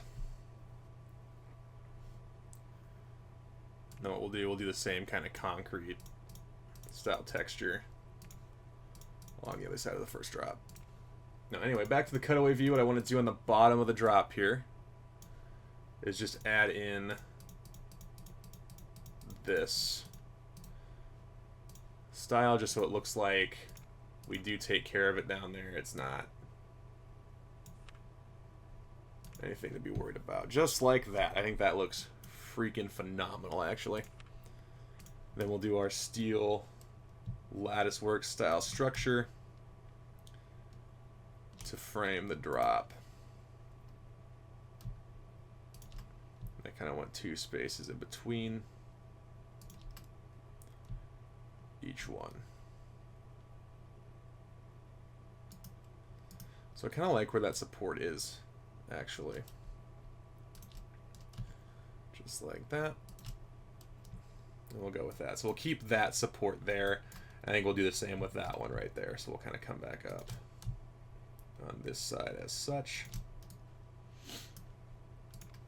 And then let's go ahead and begin work on our lift hill. So what I'm going to do is just open up an image of Great American Screen Machines because that's kind of the way we want our lattice work structure to look. And once it gets closer to the top, it actually keeps most of its lattice work, which is kind of interesting to me. But we'll also use corkscrew as kind of a reference. I get lost. There we go. Yeah, we'll also use corkscrew as a little bit of a reference when it comes to this. Because they both have kind of the same stop pre-drop, and I want them to look similar. That's a lot of whistles.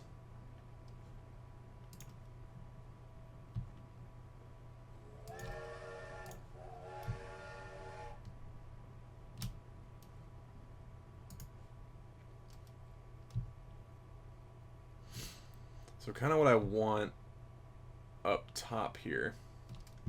So let's go ahead and place in these guys. So we want them to be about the same space they were on corkscrew. So it was every 2 we had a major support. Because it is an arrow, we do want it to keep that consistency factor with the other arrow that is within the park.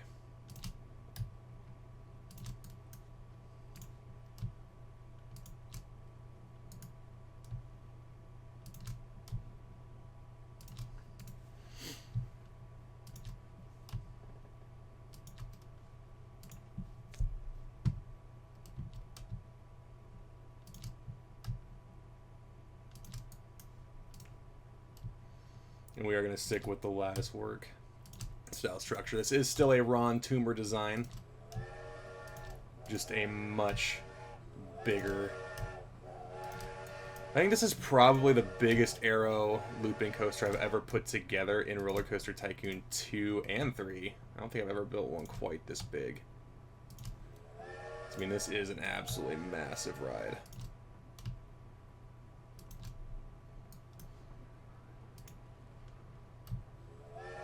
I'm actually not too upset with the way the stage ended up turning out on this one. I think it looks pretty darn good, actually. And then we'll have our lift hill start right there. So now let's go ahead and get the backing put in on this guy.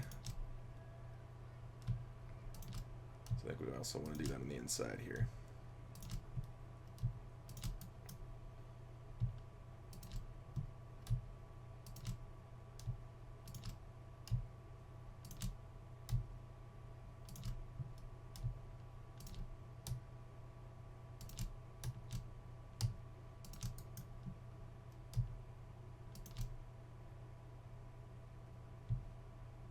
This ride just looks crazy.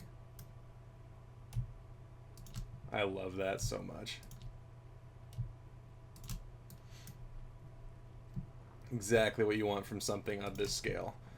And this will actually finally overtake Cyclone as the tallest coaster in the park.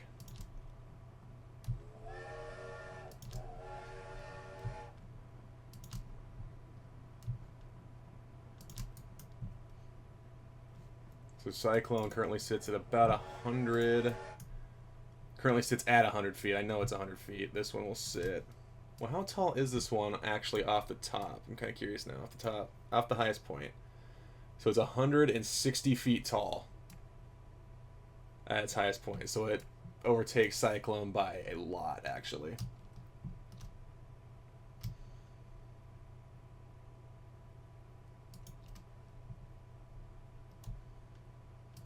And now this part can be a little annoying, but I honestly think it ends up looking really good at the end of the day.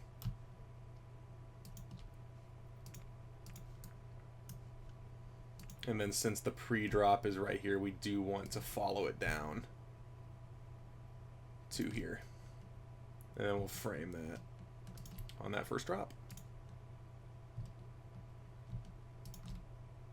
Just in case it were to stall at the top of the lift, you still want an option to get guests off from that tallest point. Then one thing I did at a previous park, and I didn't do it here, and I really kind of wish I had, I put kind of like a little maintenance platform to stand on off the top. And I think I'll add that in once I get through putting in the lift catwalk. So I think what I'm going to do, I'm just going to have the catwalks be black to fit in, and then we'll have that beige color on the top of the lift. So we'll go with like a white and then a beige on the top lift. Now Corkscrew's catwalk is on the left hand side, so we will follow that formula on the new coaster. I said left, right? I already forgot. Yeah, left hand side. So let's go on this side. So what I will do is put in the railing first, which I think goes right about there. Actually, I think the railing goes one off. I think that goes right there. And then we'll do a beige wall and then a white wall. And we'll use the tile inspector.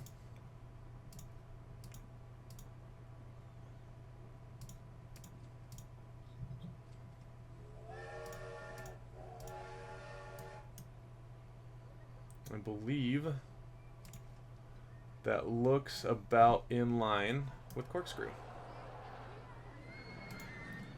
Looks like it to me.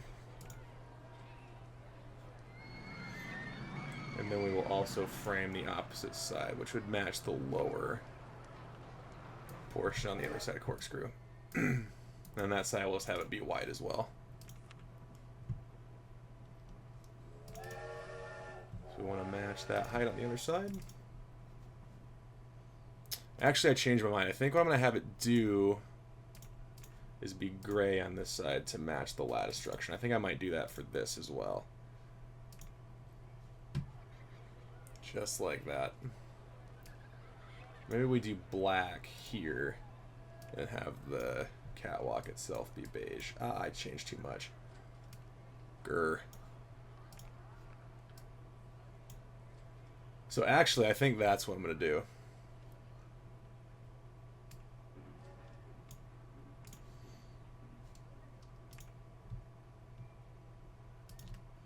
So that side will go to the lowest point.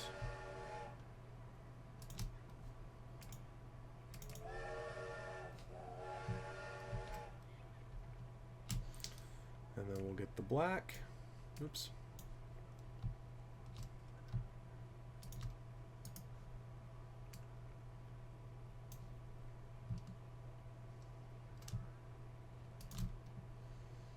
And then the railing.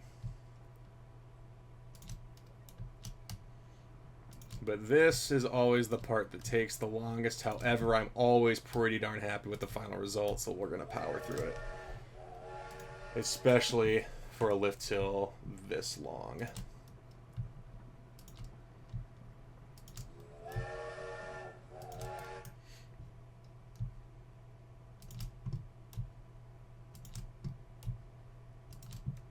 Probably could have done a live stream on this. What would you, if you're still watching to this point, and I really appreciate it if you are, would you be interested in a live stream? I've kind of got an idea for a future, it's going to be part of this series, but I've got an idea. I've thought about live streaming it, but I also could do these live comms. I just want to kind of gauge some interest.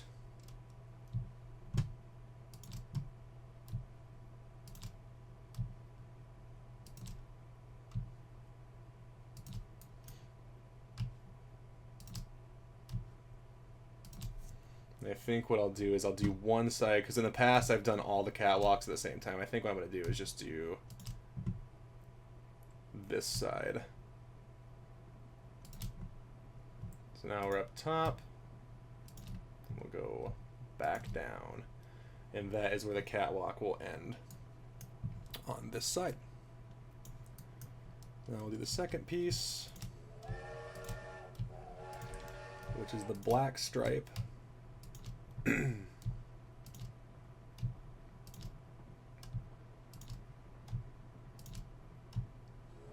I think we are going to do the tan catwalks. I think I've set my mind on that now.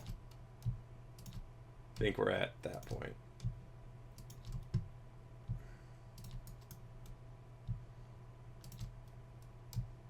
Where I have decided for sure that's what I want to do.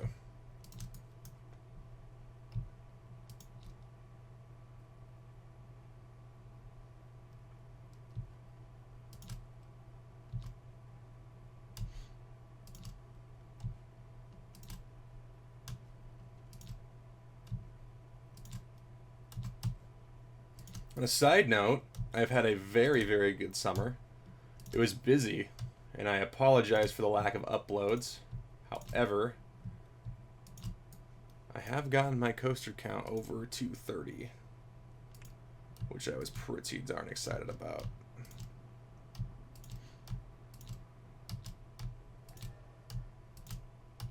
Let's go piece by piece here.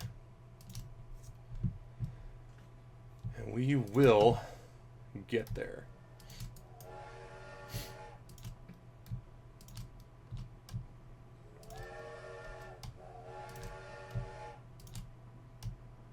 I think this coaster has turned out really well. I was a little worried about how I was going to place it, but I think it's actually turned out pretty darn good. Curious to see what excitement it brings back. I'm really curious to see if it overtakes Cyclone in terms of excitement, because I think Cyclone sits at about a 7.81. But I want to get all the scenery and final touches in, because I know the layout works. I saw it work in the design park.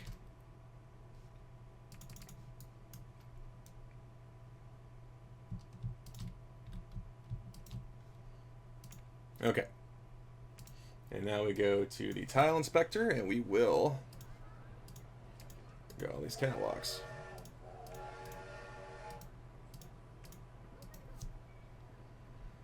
To match up top. And actually I need to do the one on the bottom side there as well. And now we go tile by tile.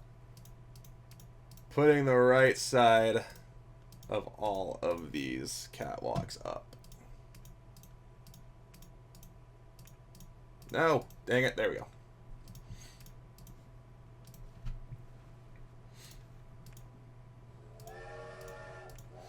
We just want to make sure we do get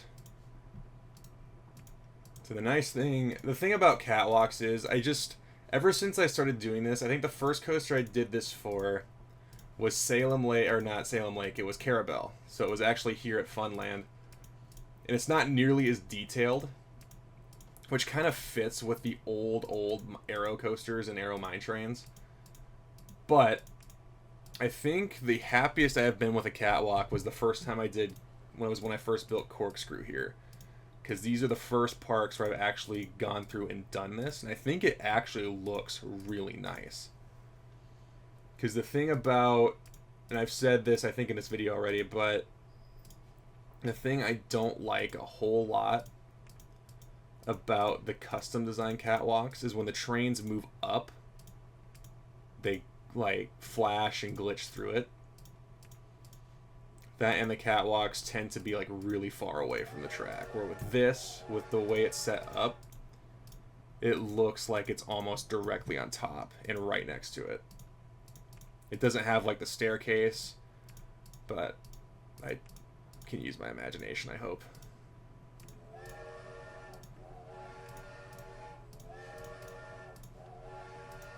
Lots of train whistles on the backside. This coaster is going to populate this area so much.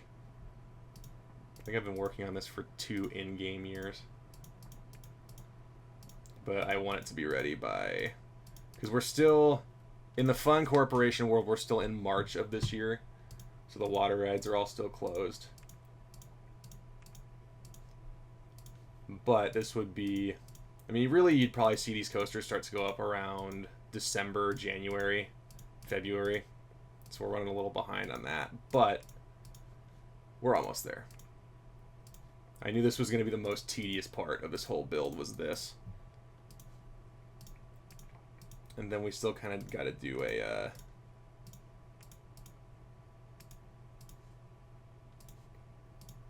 themed area around this. I think this is probably a pretty big step up from a boat hire.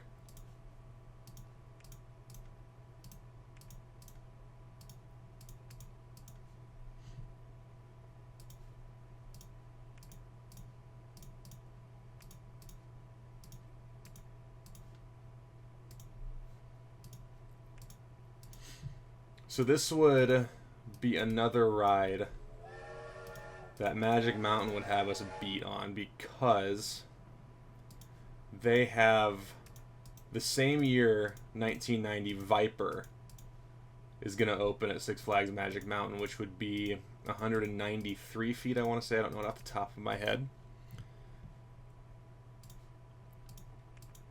But it is a pretty massive roller coaster in its own right. And in fact, it would be the second tallest in the world upon opening, only behind Magnum XL 200 at Cedar Point, which actually happens to be my favorite roller coaster of all time. Some people will flame me for that, I know. A lot of my friends do. But Magnum is god tier.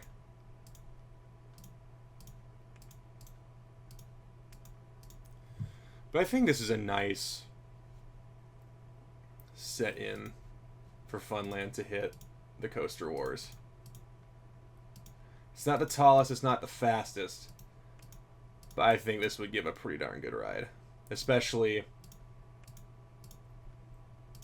it doesn't have a horribly bad amount of aero transitions, and that's kind of the goal, because we know what Arrow's limitations tend to be with their, because they didn't heartline coasters. They used what was called continuous radius design. And this, I mean, that's literally what Roller Coaster Tycoon has in it, is continuous radius. Meaning when Arrow designed a curve, it would have the same radius no matter what, up until they decided to change it. So like with modern roller coasters, the radius is always different, so it can kind of keep the forces even.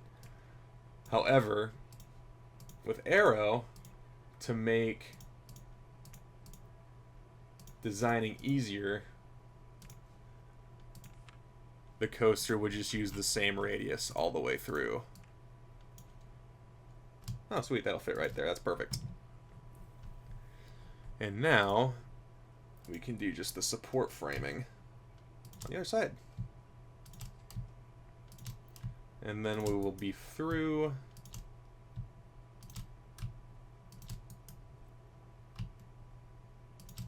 this side, and the lift hill will be completely done.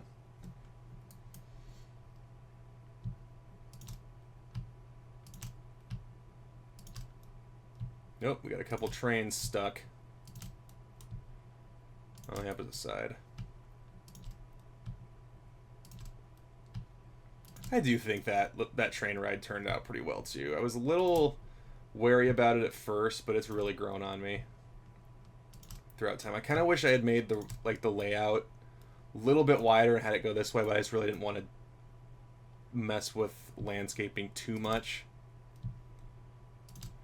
And I really didn't want the railway to have like too many changes in elevation. I'm not the biggest fan of having my railroads change elevation.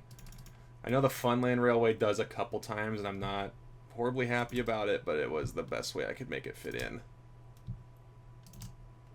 where I wanted it. Okay, we are up top. And I think we'll just end that one there. I don't think that one has to go any lower. And maybe we will have it go one lower. We'll go right there. Okay. Back to the tile inspector. And now we have this wall, and we want to go left side up all the way. So I gotta make sure I select the correct wall. Uh-oh. Did I put that on the wrong tile? I think I did. There we go. Okay, good. I hope I didn't do that too many times.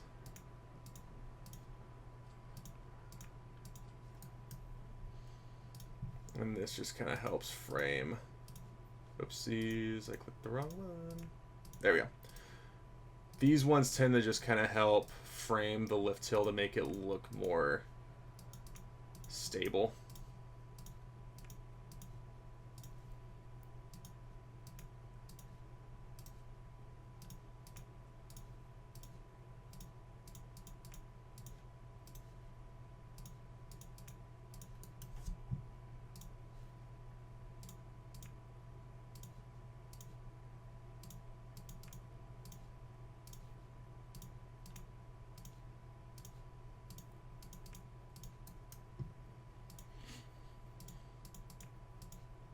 So we definitely want merchandising for this ride.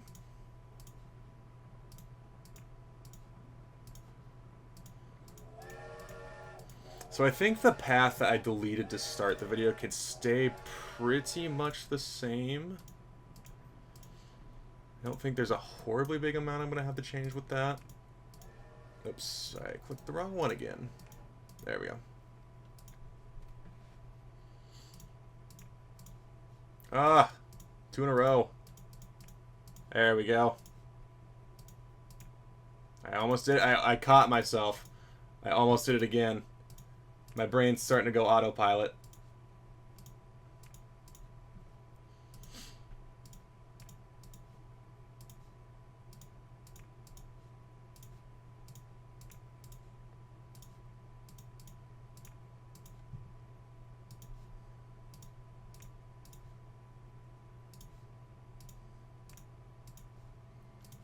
Right side and then right side.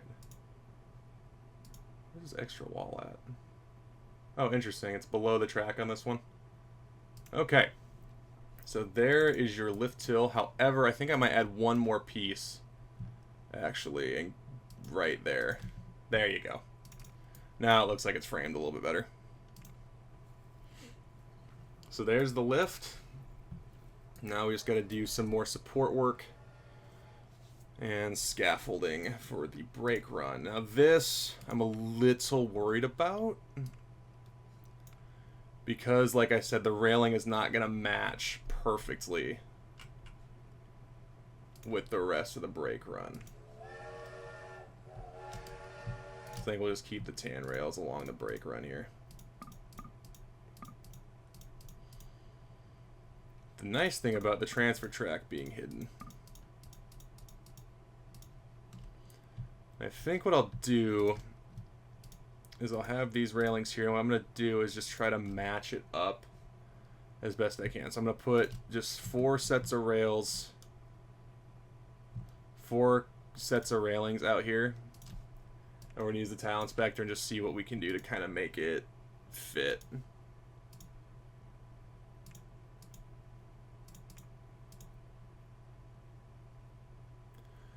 So I think what I really want it to connect to, I think I want this one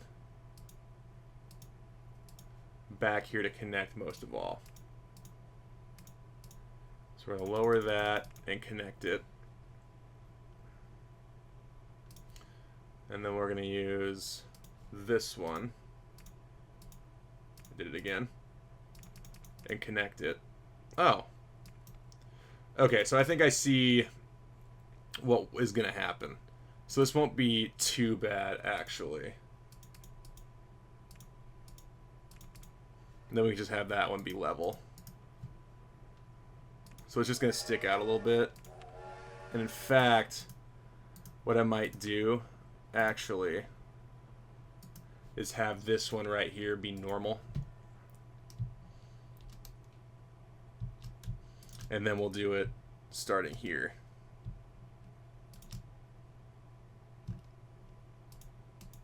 We'll do it on both sides.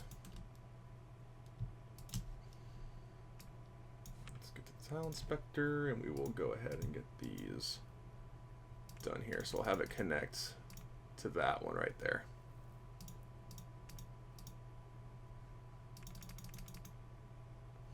So the only thing that's going to be a little bit weird about it is you're going to be able to kind of see the steel base through it, but I think that's okay. So it'll look a little bit goofy.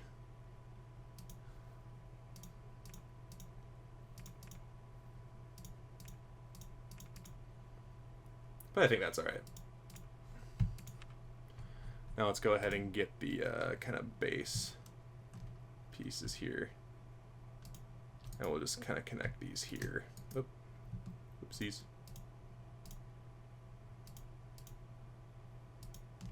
Like so.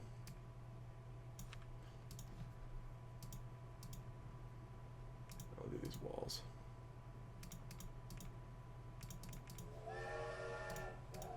Oops, not railings, with the other wall. That one. Okay, so that might actually be a little bit of a problem. But I think if I lower that, we'd be okay. Oops. That's what I meant to do. Let's put it below. Okay, so maybe this is not going to work the way I'd hoped it would, because I do not like the look of that at all. However, actually, I got a better idea. Let's do this. So we can have these pieces go on the outside, like so. Now it'll be hidden.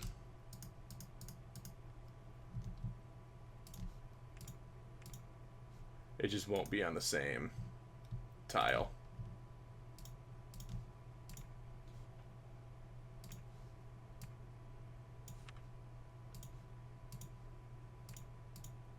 Just like that.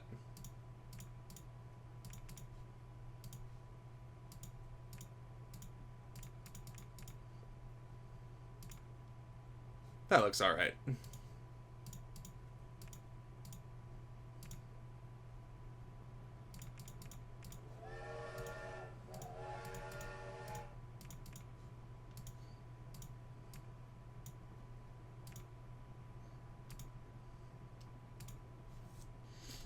That looks pretty good. I'll take it. And then we can add in the railings on the rest of the brake run.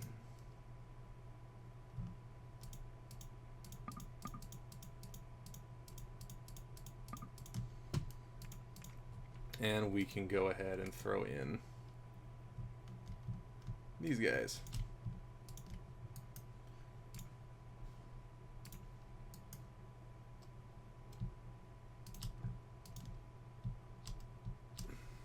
Nice thing about having these is I can have that.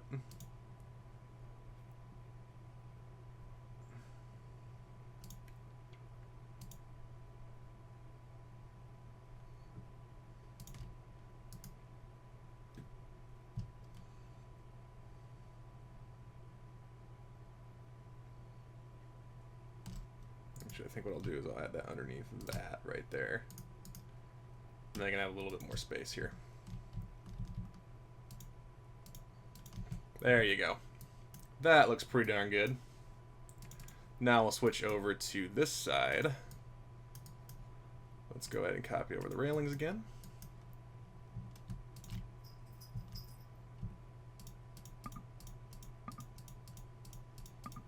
Place them up top.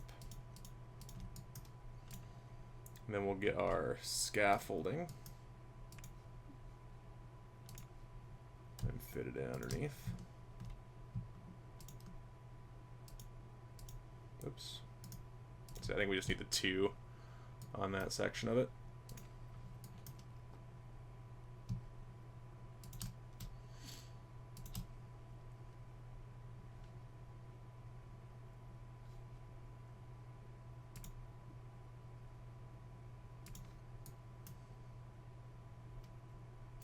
And actually, I think what I'm going to do, at least with this section, since there's going to be the coaster right here, we'll have this scaffolding come up and actually support this portion right here. So So we have this come up here. We'll have it kind of connect underneath. Actually, let's use the full sized. I'll have it connect just like that underneath the bottom. And then we'll have it hold up top on the outside. Like so. Because we're holding two scaffolding sections together at once, just to kind of give it a little bit more detail. But on this side, I think we'll just do the same over here with maybe one piece kind of in the middle here.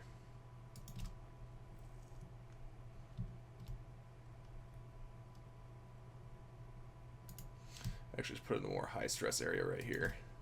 That'll work. We can put that piece back. Okay. As far as loop scaffolding tends to go, I tend to do something like this.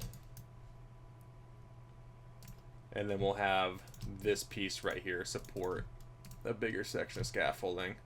I tend to not do custom supports underneath these portions. It's because it's another one of those things, it just bothers me when it doesn't connect on all sides. Like if there's just a support kind of hovering, it throws me off and I don't like it.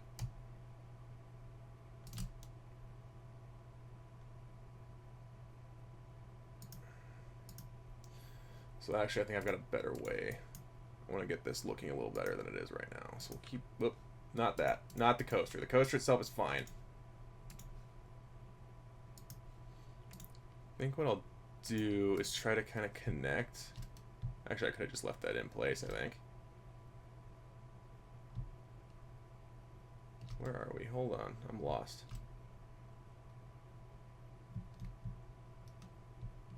That's not going all the way to the ground.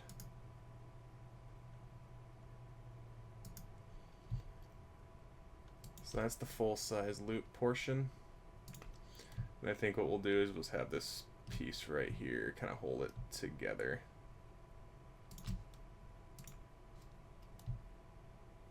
Like that.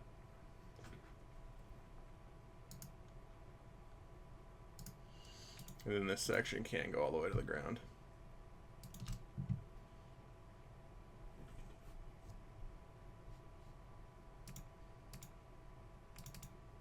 Cool.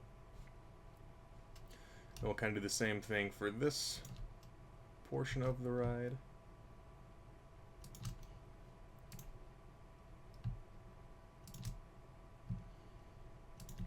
Have it hold like that. And then coming off of the sidewinder, I think we will have this just be normal supports. And then through the second half of the ride, maybe not before the loop, but heading into the loop, we definitely will have be just the normal style support. However, let's go ahead and try to get this guy built up.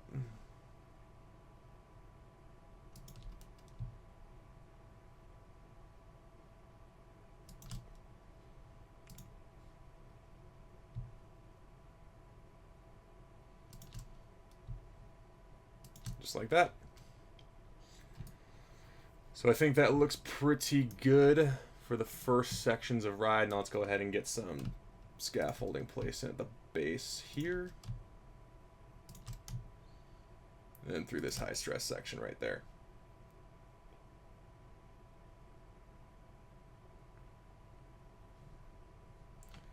We'll go ahead and get some support blockers in there because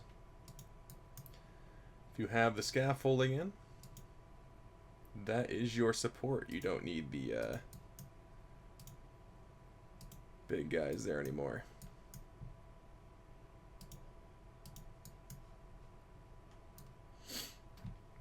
Over to the second half in the helix, we will keep that stuff.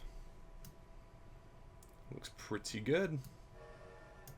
So there is your support structure. Now, I think we can kind of start working on getting the pathway connected. So I kind of want it to angle over this direction.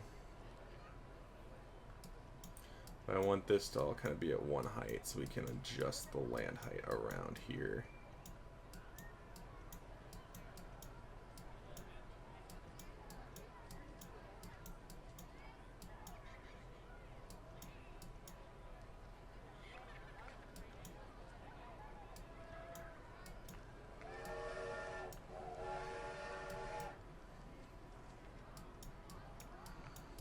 So just kind of maybe texture the land a little bit, just like that. Like so. So I think the hardest portion of the build is done. Oh, wait, hold on just a second. Not put catwalk underneath the last transfer.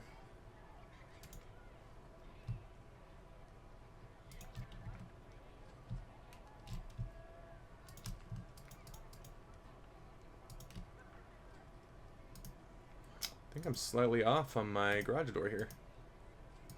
Well, let's fix that. Disable clearance checks. Right there. Perfect.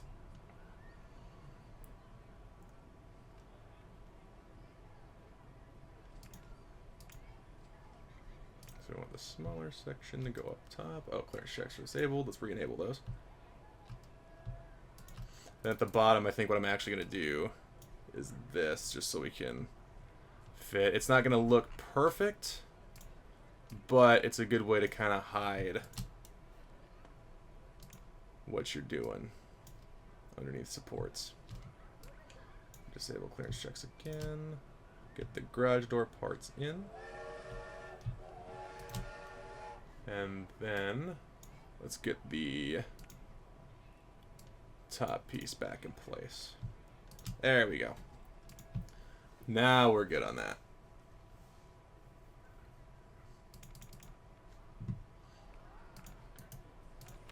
And we'll go ahead and get the beige around.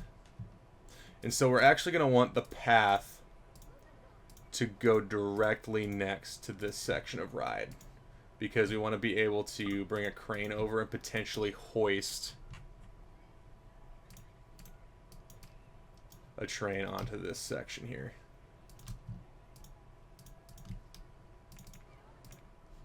Then what we'll do is just put a fence up that kind of blocks it in.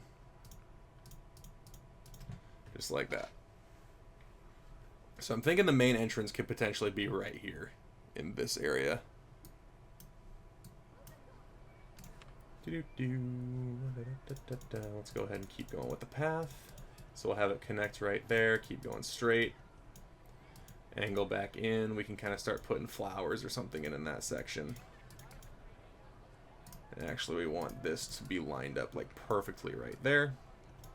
And that can potentially be the main entrance. So if we're going to have the main entrance there, I'm going to want some sort of plaza to go here. So I think I might actually have the exit. I got to figure out how I'm going to wind the exit path through here.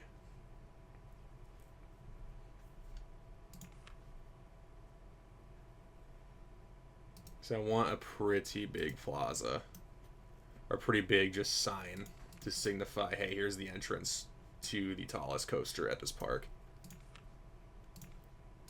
So yeah, this is probably going to need to be modified quite substantially right here.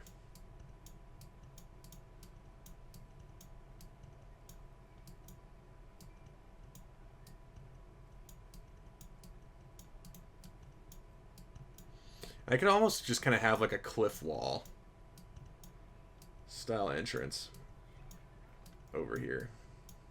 Oops. Because I could just leave a cliff wall.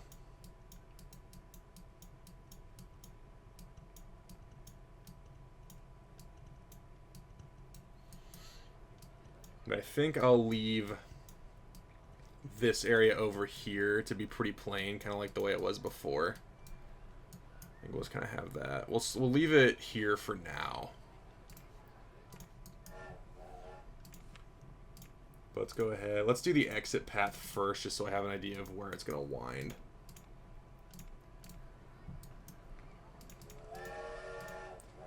So kind of want to have a landing right there. And then we'll go ahead and go all the way down. So I think we'll have the exit path follow, so the maintenance access will be right there. And have it go this direction and then wind that way. So that'll be your exit path. We can have a fence go all the way around that.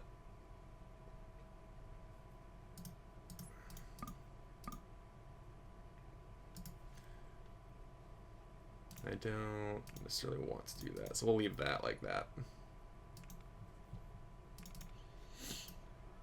And then within here, I'll just kind of put maybe a slightly disheveled path.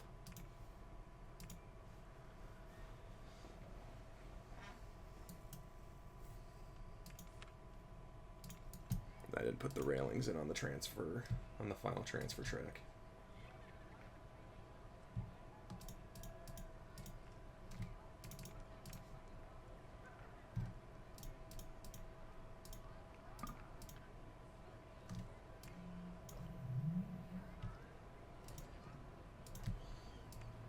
Yeah, right here's a spot where you could potentially bring a crane in to put the trains on the track for the first time.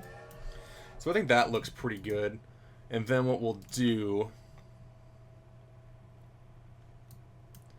I think originally what we can have, I've got an idea for something to add in the future. But I think for now we'll leave it as is. We'll go ahead and put our main entrance plaza, just so we know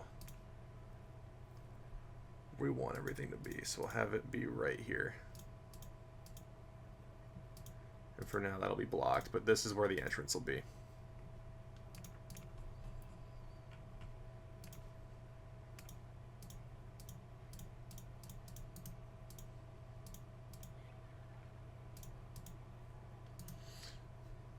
I don't think I'll necessarily need...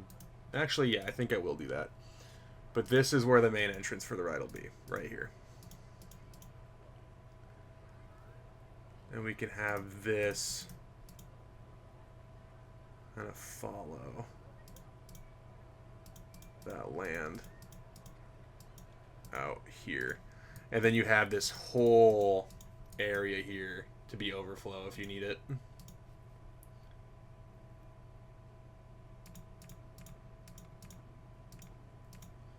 Yeah, there's your landing. Right there. But let's go ahead and get started on the mine, on the entrance. And I kind of want the entrance to be mine themed. So let me actually put, we'll have the entire, oopsies, not mean to put that there. We'll have the entire inside of it be darker. So that kind of gives off that vibe.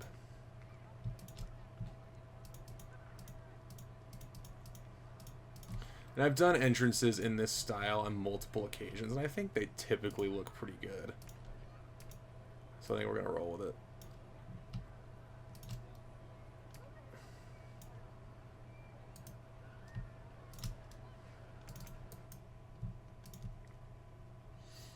And then we'll have it frame out like this.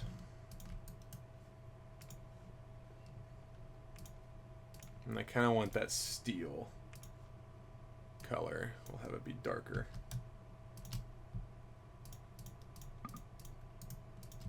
Kind of a more sinister look to the top of it.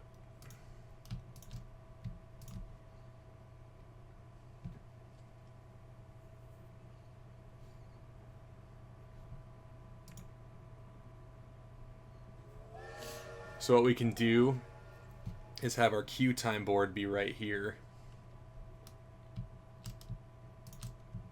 Because I like to have the queue time be listed here. Actually, we could just have the whole thing be the darker color. I think I'm going to go with that. Not because it looks great, but just because I want to give off the more kind of sinister feel. And then what we can do is kind of outline it with that.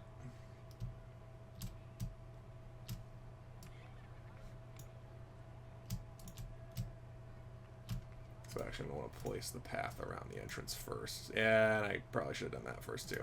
There we go.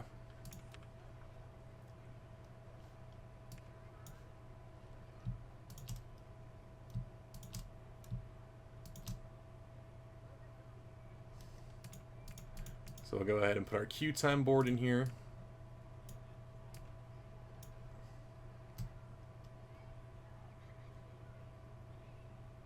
Right there. Actually, we're going to have the queue time board take up the entire inside of this part of it. Right there. We'll do that.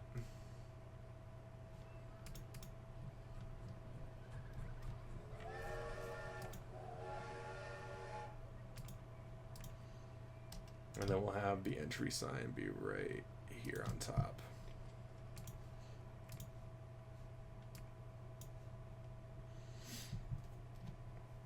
So it kind of gives off a darker vibe, and that's what I really wanted to go for.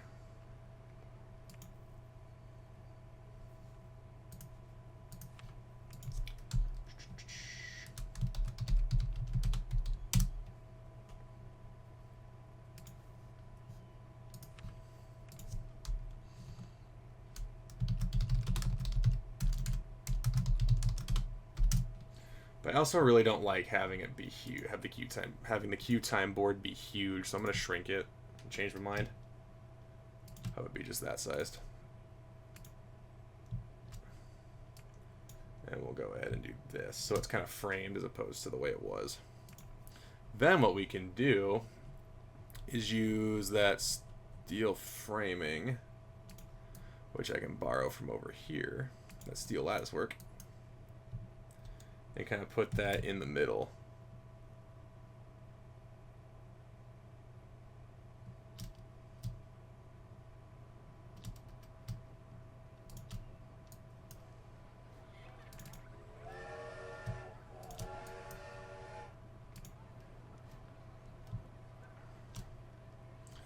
So I'm probably actually going to need to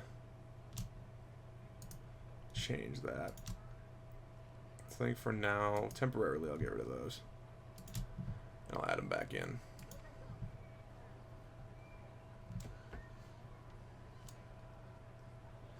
So I put them on these outside corners.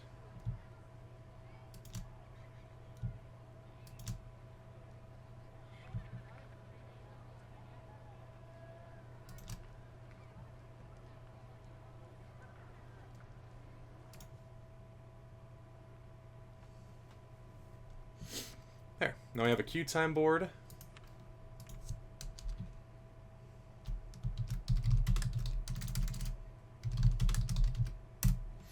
Then kind of what I want to do behind it, actually. So I might get rid of the queue path behind it and get rid of this framing stuff. I think what I'm going to do is raise the land up behind it. Like that. So it kind of looks like a mine entrance.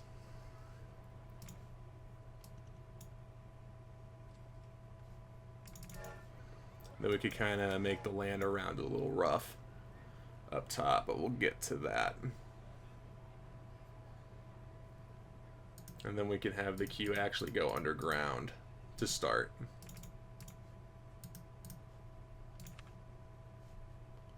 Let's go ahead and raise the land up around here. So I don't think that has to be quite as high up. We can lower it down. Further back we get, then we can have the queue come out of that spot.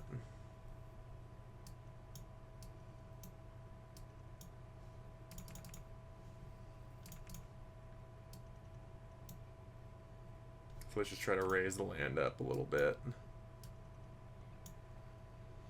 It's going to be really expensive for now, but we can adjust momentarily.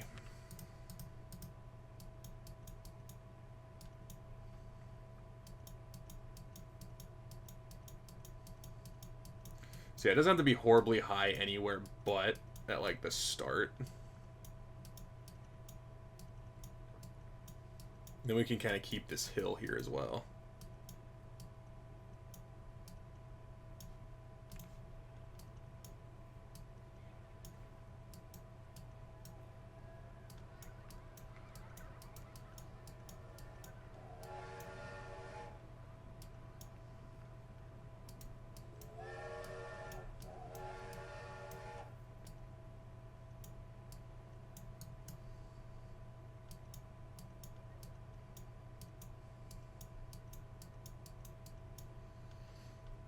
There you go. Then we can even kind of start to lift the land around this edge up. I think I might leave a little bit of a gap here just in case I want to put something in this spot.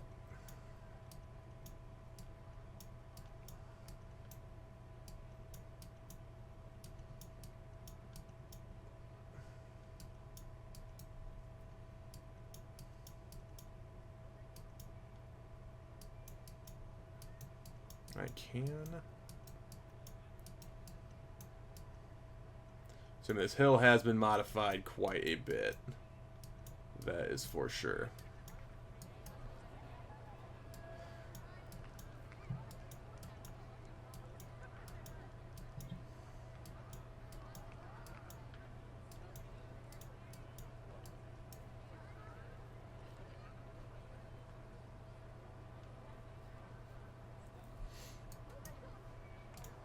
So actually, I think I can pretty much just get rid of this entire framing.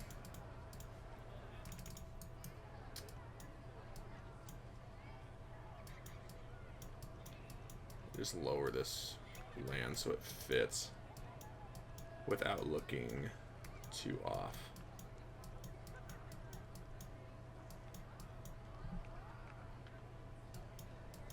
Do that.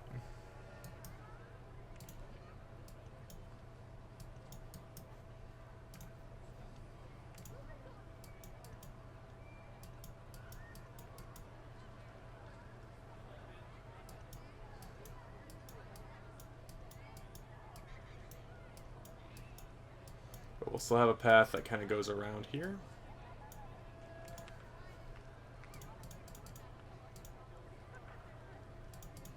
But it'll give a little bit more of a bridge.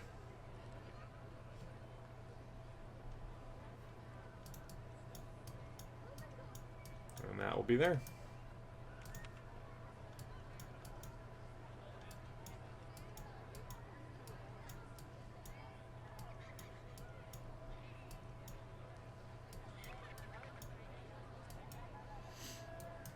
We'll kind of give it that mine entrance feel. And I think what I might even do is have this come up as well. And have the exit path go through there.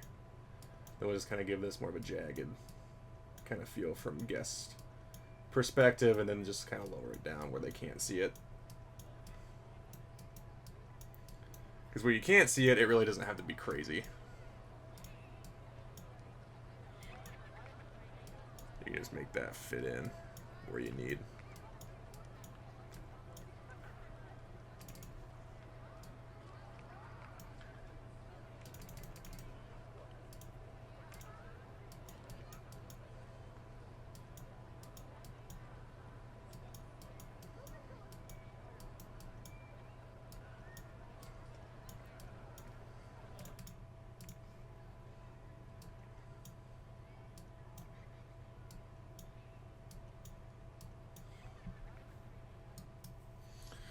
But there you go.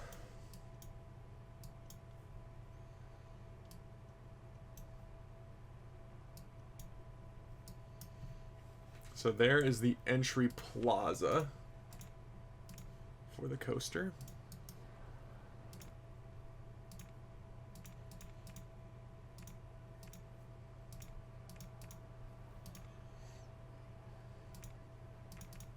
Let's go ahead and get the cube path reconnected right there.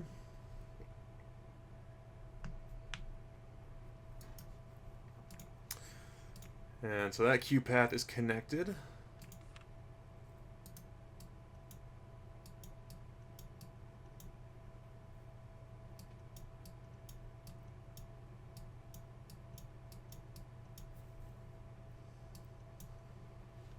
That looks even better. I like that a lot.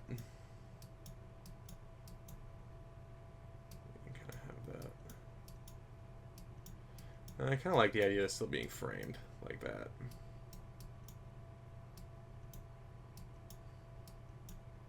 There you go.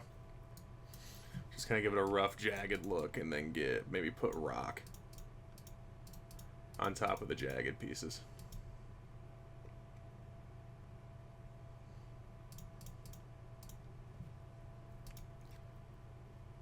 just like that. I think that looks pretty darn good, actually. I'm really happy with that. So as far as queue line itself goes, I think we want to definitely put plenty of overflow in. However, I also would like just some kind of winding paths that can be put inside buildings. It's like this section I think we'll put inside something. Then we can kind of theme it throughout. And then inside here even I can put... Well, actually I think rather than putting overflow in here, I could put like just theming.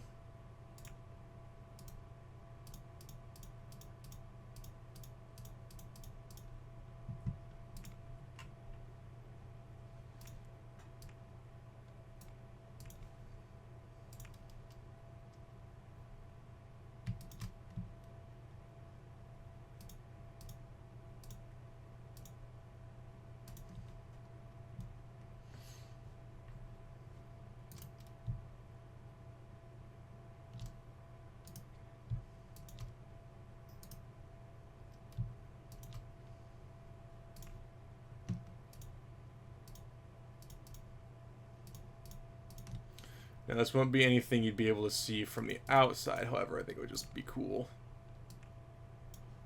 on the inside to have. So we'll kind of put that, and we'll grab some of the mine theming and chuck it in there. So like that. Put a couple of barrels, tip them over. Whatever works. But just something to look at as you go through. And I think this will actually, heading into the 1990s, this will be the first ride at Funland to feature Q-line TVs.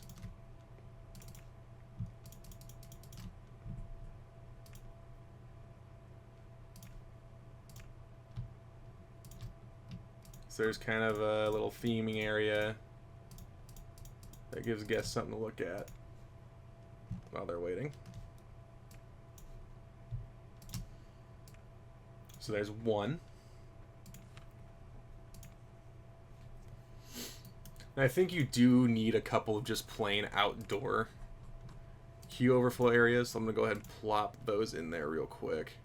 And I think what we'll do is just kind of a plain mesh fence style on the outside at first. So I'll have these just be the first two outdoor overflows you get to.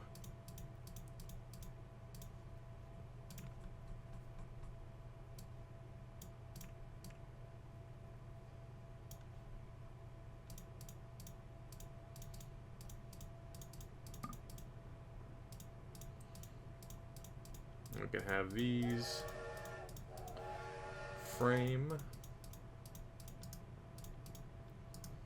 Then we'll do an inside section of overflow as well.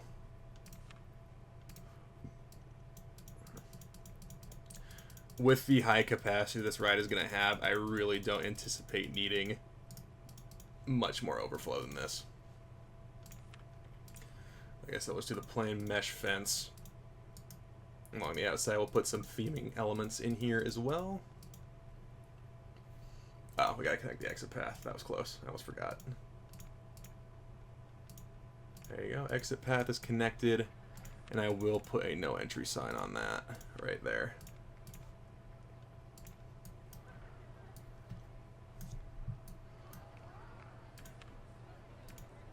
I think we'll also plop in a couple of flowers. That's over here just to kind of give a little bit more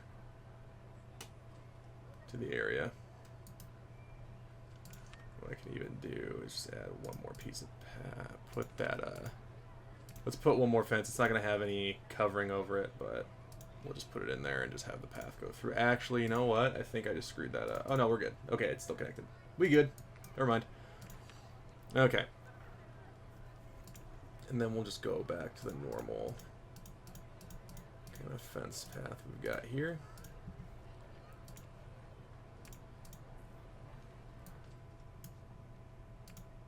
And then what we also need to do is put a restricted area fence along the outside of the ride here.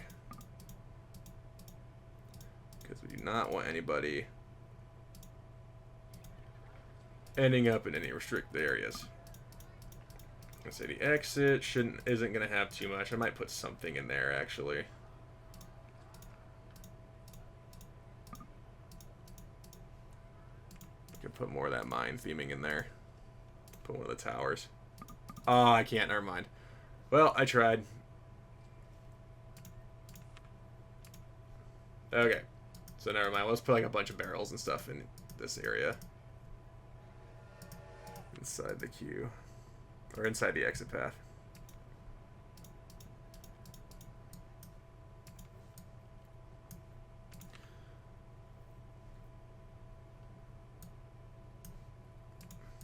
So when you get to like this portion of the queue, you'll be able to see that loop just standing tall in the background. I think that's so cool.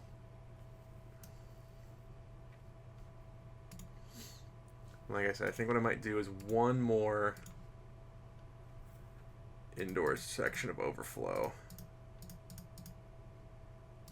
So we might have this kind of follow a little bit, angle off.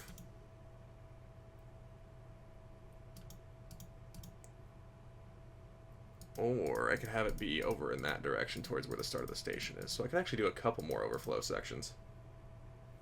Looking at it. So actually if I had this go here, I could do a section of overflow here. And then one over here. So I think we're actually going to extend this building by one more.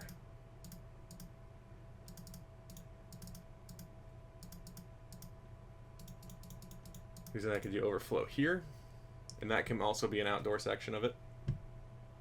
And then we'll do an indoor section over here. And I actually might completely change the direction this building goes.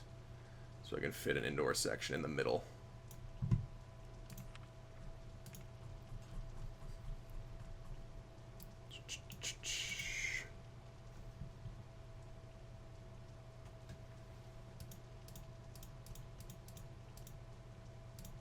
Like that. There we go. And we'll do the same thing. Let's have a bunch of barrels and stuff kind of on the inside. But this does give us a little bit of extra space to play with for more overflow.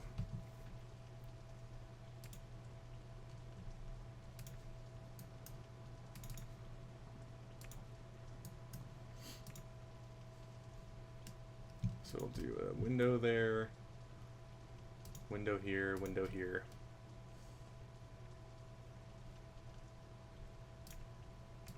However, that window is not going to really mean much because we're going to have that blocked off anyway. Just so it looks like it's closed on the inside.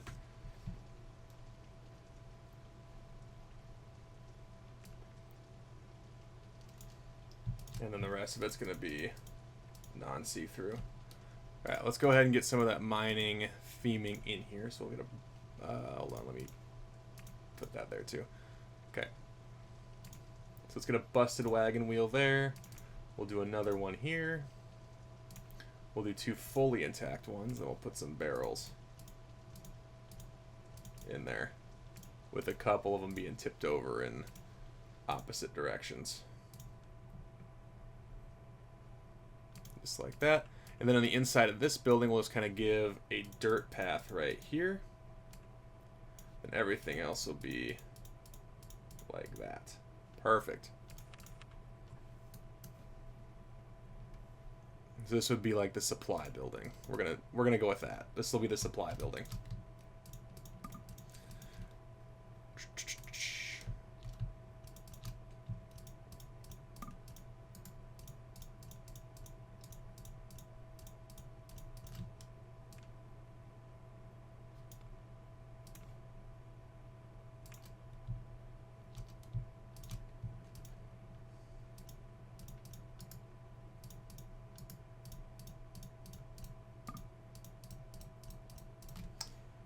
Disable clearance check, so I can put that last one there.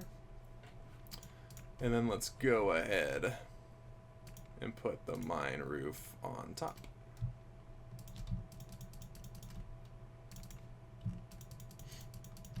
Just like that. And now, the nice thing about this is we can kind of do one more section of overflow. I don't think I'm going to have it go all the way back. I'll go about there, and then we'll do... So we have enough for a double inside overflow. So let's do that. Or we can have this overflow be kind of creative, because I don't think we need much more Q than this. Because we have a lot of Q right here, right now.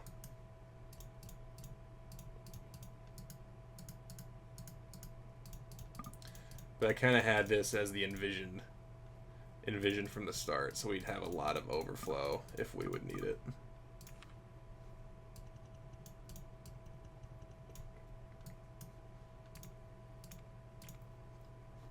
But we could get a little more creative with this second set. And having it be inside a building. So actually, I'm going to get rid of this section of fence. I deleted the extra overflow blocker on this side, but that's okay. So what we can do is have our two extra sections of overflow. I think one of them will be just kind of normal. It'll just go all the way out. But the second one, I'm going to have it be a little bit different.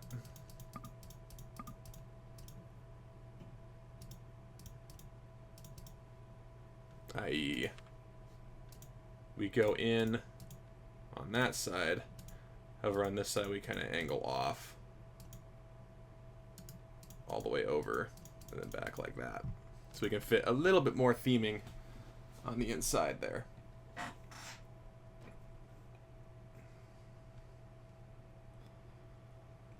I think that would be, I think that's plenty of overflow, guys. Now it's just a matter of making the building somehow fit in here. So we'll have it go around like that, angle off, and then we'll cover this last section of Q as well. And we'll have it end right there. So I want to get rid of that. And then we'll have mesh fence kind of go along here like that, and then like that. Cool. Now, for our building, I think we're going to stick with pretty much the same basic thing we've been doing so that it fits all together.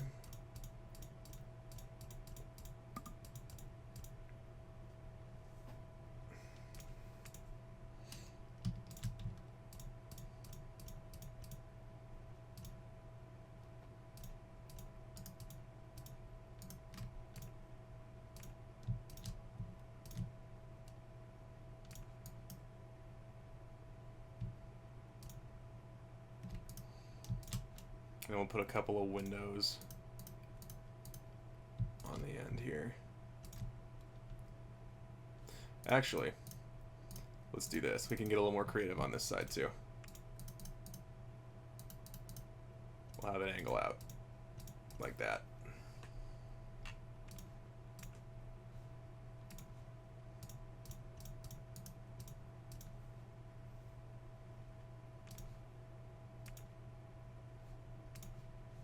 Cool, so I don't have to go in.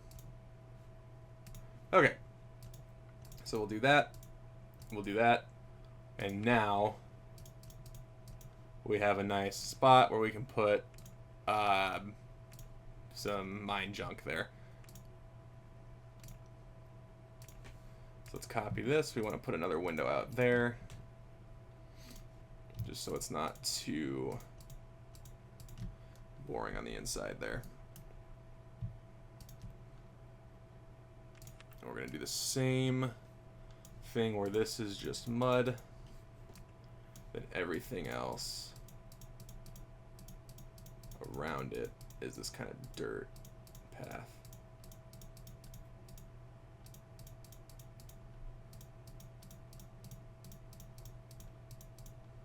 Just like that. Beautiful. And then we'll go ahead and put a little bit more. What have I not done yet? Haven't done this style barrel quite yet, so we'll do a couple of those like that, and then we'll line them with a couple of these planks. like that.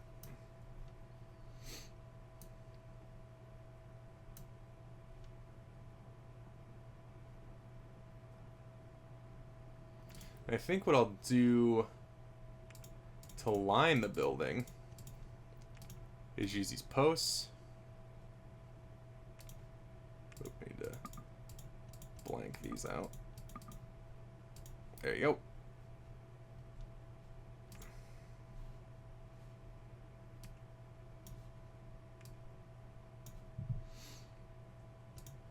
Couple of posts.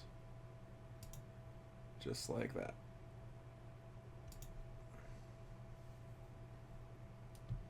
They're actually going to need to be a little bit taller because actually I don't think they will need to be, because I can use, because the main walls are a little bit higher, so we can do this. We can re-enable clearance. Actually, this won't work because if I try to, actually if I open it from this side it should be okay. I can test that right now. So let's say I do this. I want to add. The problem is if I want to reconnect it, I have to delete those. Oh, no, it works. Because they're on the inside. Okay, we're good. We are good. Never mind. Oh, wait, clearance checks are still disabled. Hold on. Let's try that again. So if I delete those, I can still add it back.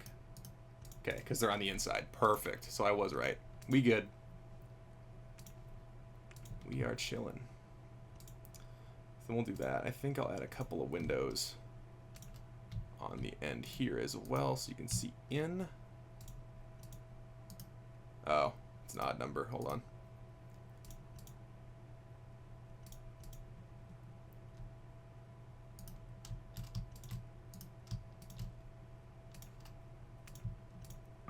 Just like that. Perfect.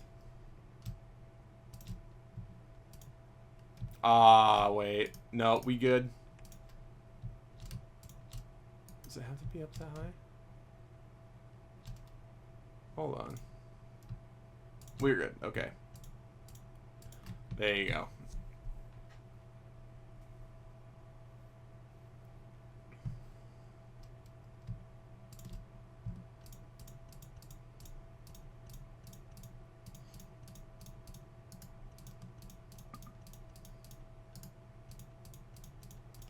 So you have some indoor overflow queue.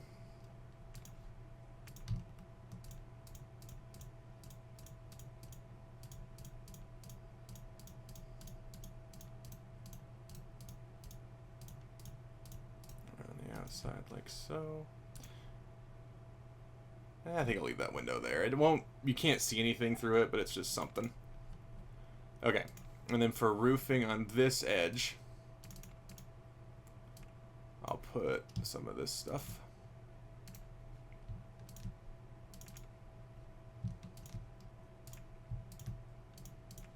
Just so it kind of starts to level off like that.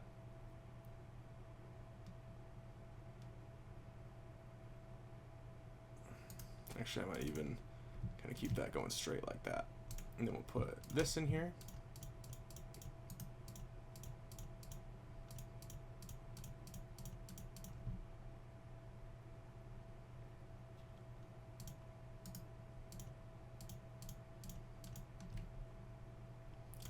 Oops. And then we'll just kind of give this a flat roof to end here. Like so. We'll go ahead and plug in this roof piece here.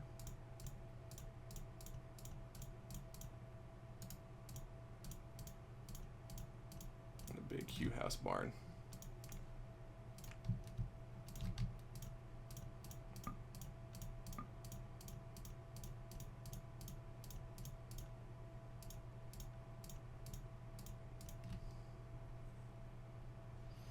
And I think what I potentially could do here, it's going to look a little funky, but I think it will work.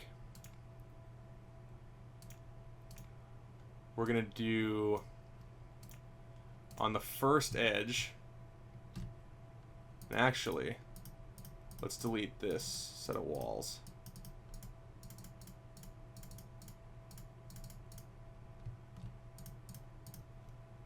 like that.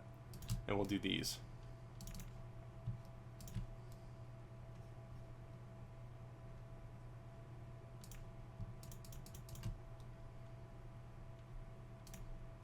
And then we'll go back up on this side.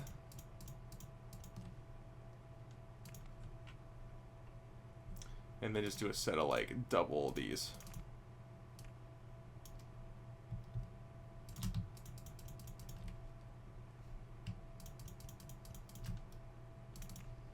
Just so it looks a little bit different compared to other buildings.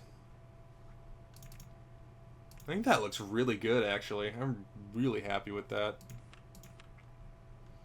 And then right here, rather than mesh fence so you can see through it, we're just going to do that so it's kind of hard to see. And boom. And right here we can put a tree. One singular tree. You can do one of the tall ones.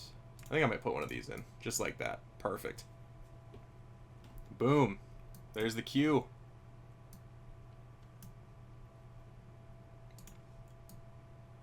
I think that will be good, except I am going to do the kind of queue marking here so it looks like it's been developed. It is not just grass underneath.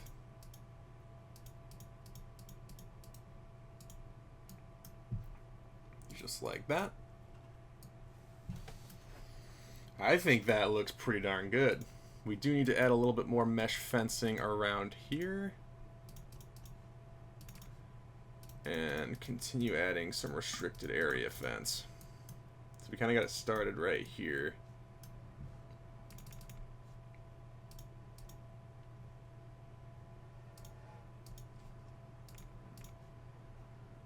So that's where that restricted area ends. This would be one heck of a hazard if someone were to wander in there.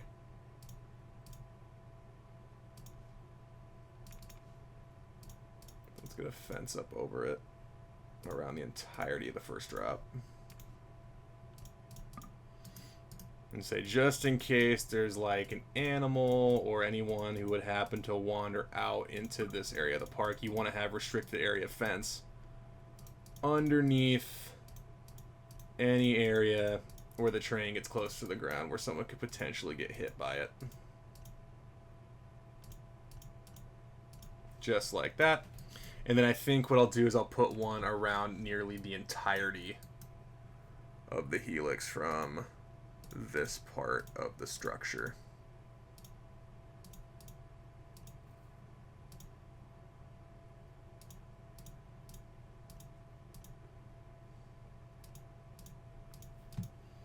Because the helix does get pretty darn close to the ground.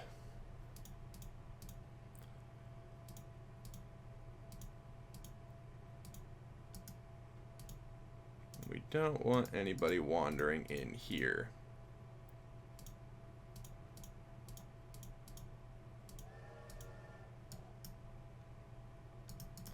I think just to make it easier, we'll just have it kind of go around to this kind of flatter area. So it'd be easier to install. Then we'll have it go up. Again, track, it's pretty close to the ground here.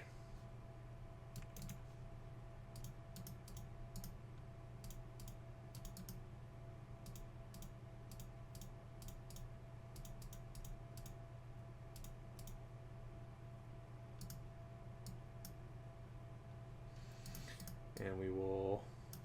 See, I think I can just connect this restricted area fence to that one.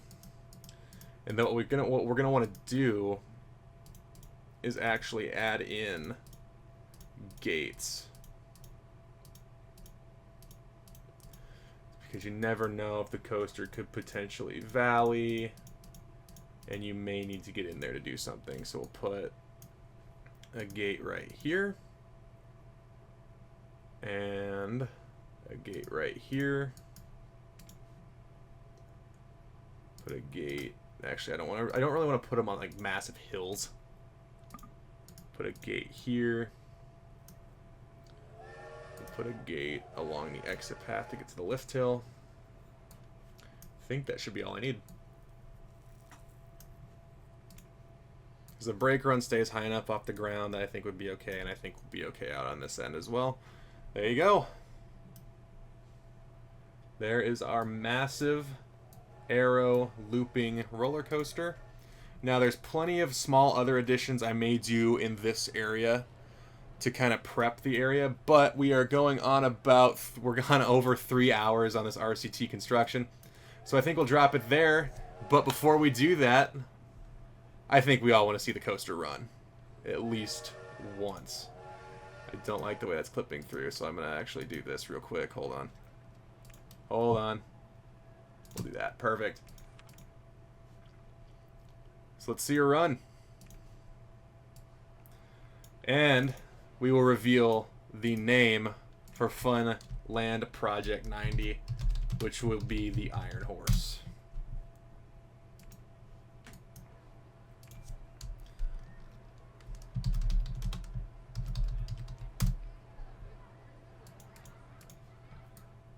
So the story behind this ride will be a gentleman working for the Elk Ridge Mining Company, would be told to create an invention to help make mining a little bit easier. But for him, he'd have to go investigate the mine site, and that would be very dangerous. And on his excursion into the mine, he would vanish and never be seen again, leaving the Elk Ridge mines abandoned from there on out. The story would become infamous, and his designs for his contraption would be found later on, many years after he had passed away and gone missing into the mine. However, when they put his machine together, it would be used, and it would take a more sinister approach, leading to the name Iron Horse. And we have the coaster right here. So let's go ahead and take the trains off the transfer track, and we'll get the transfer tracks renamed as well, real quick.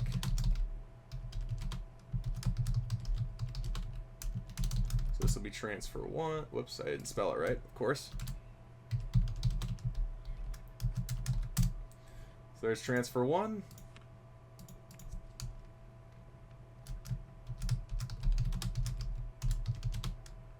Oops.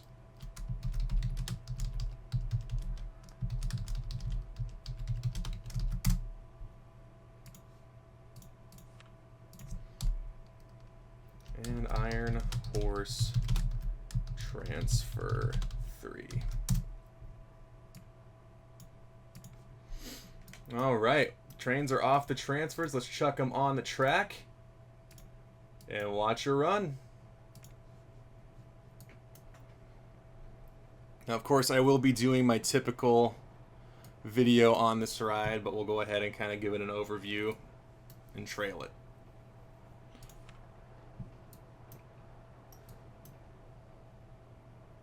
And watch it go through the cycle. The lift hill is set to the maximum speed a corkscrew coaster can go.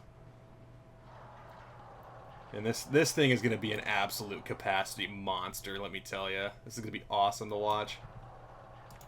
So I think our mid-course brakes are currently set. Actually, for the first test run, let's set the mid-course brakes down as low as they will go, just so we can ensure it completes the course.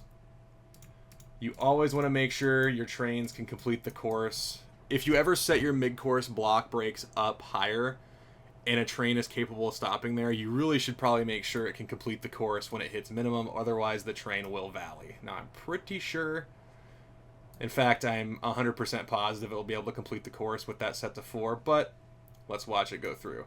I think we will keep it set to 13 during regular operation. But once it comes back, let's take a look at the excitement rating and we'll finish the video off. So we're going up our lift hill, 160 feet above the ground.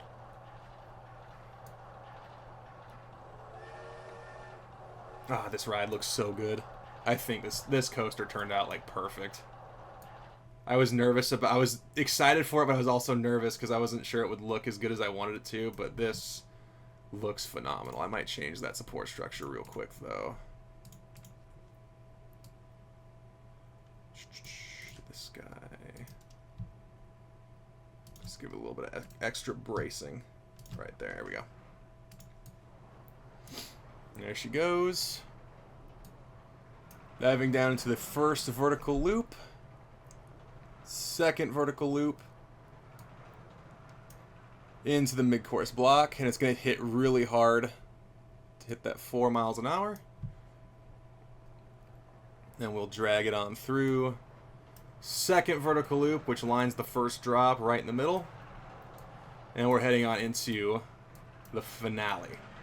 So the massive helix to end the ride.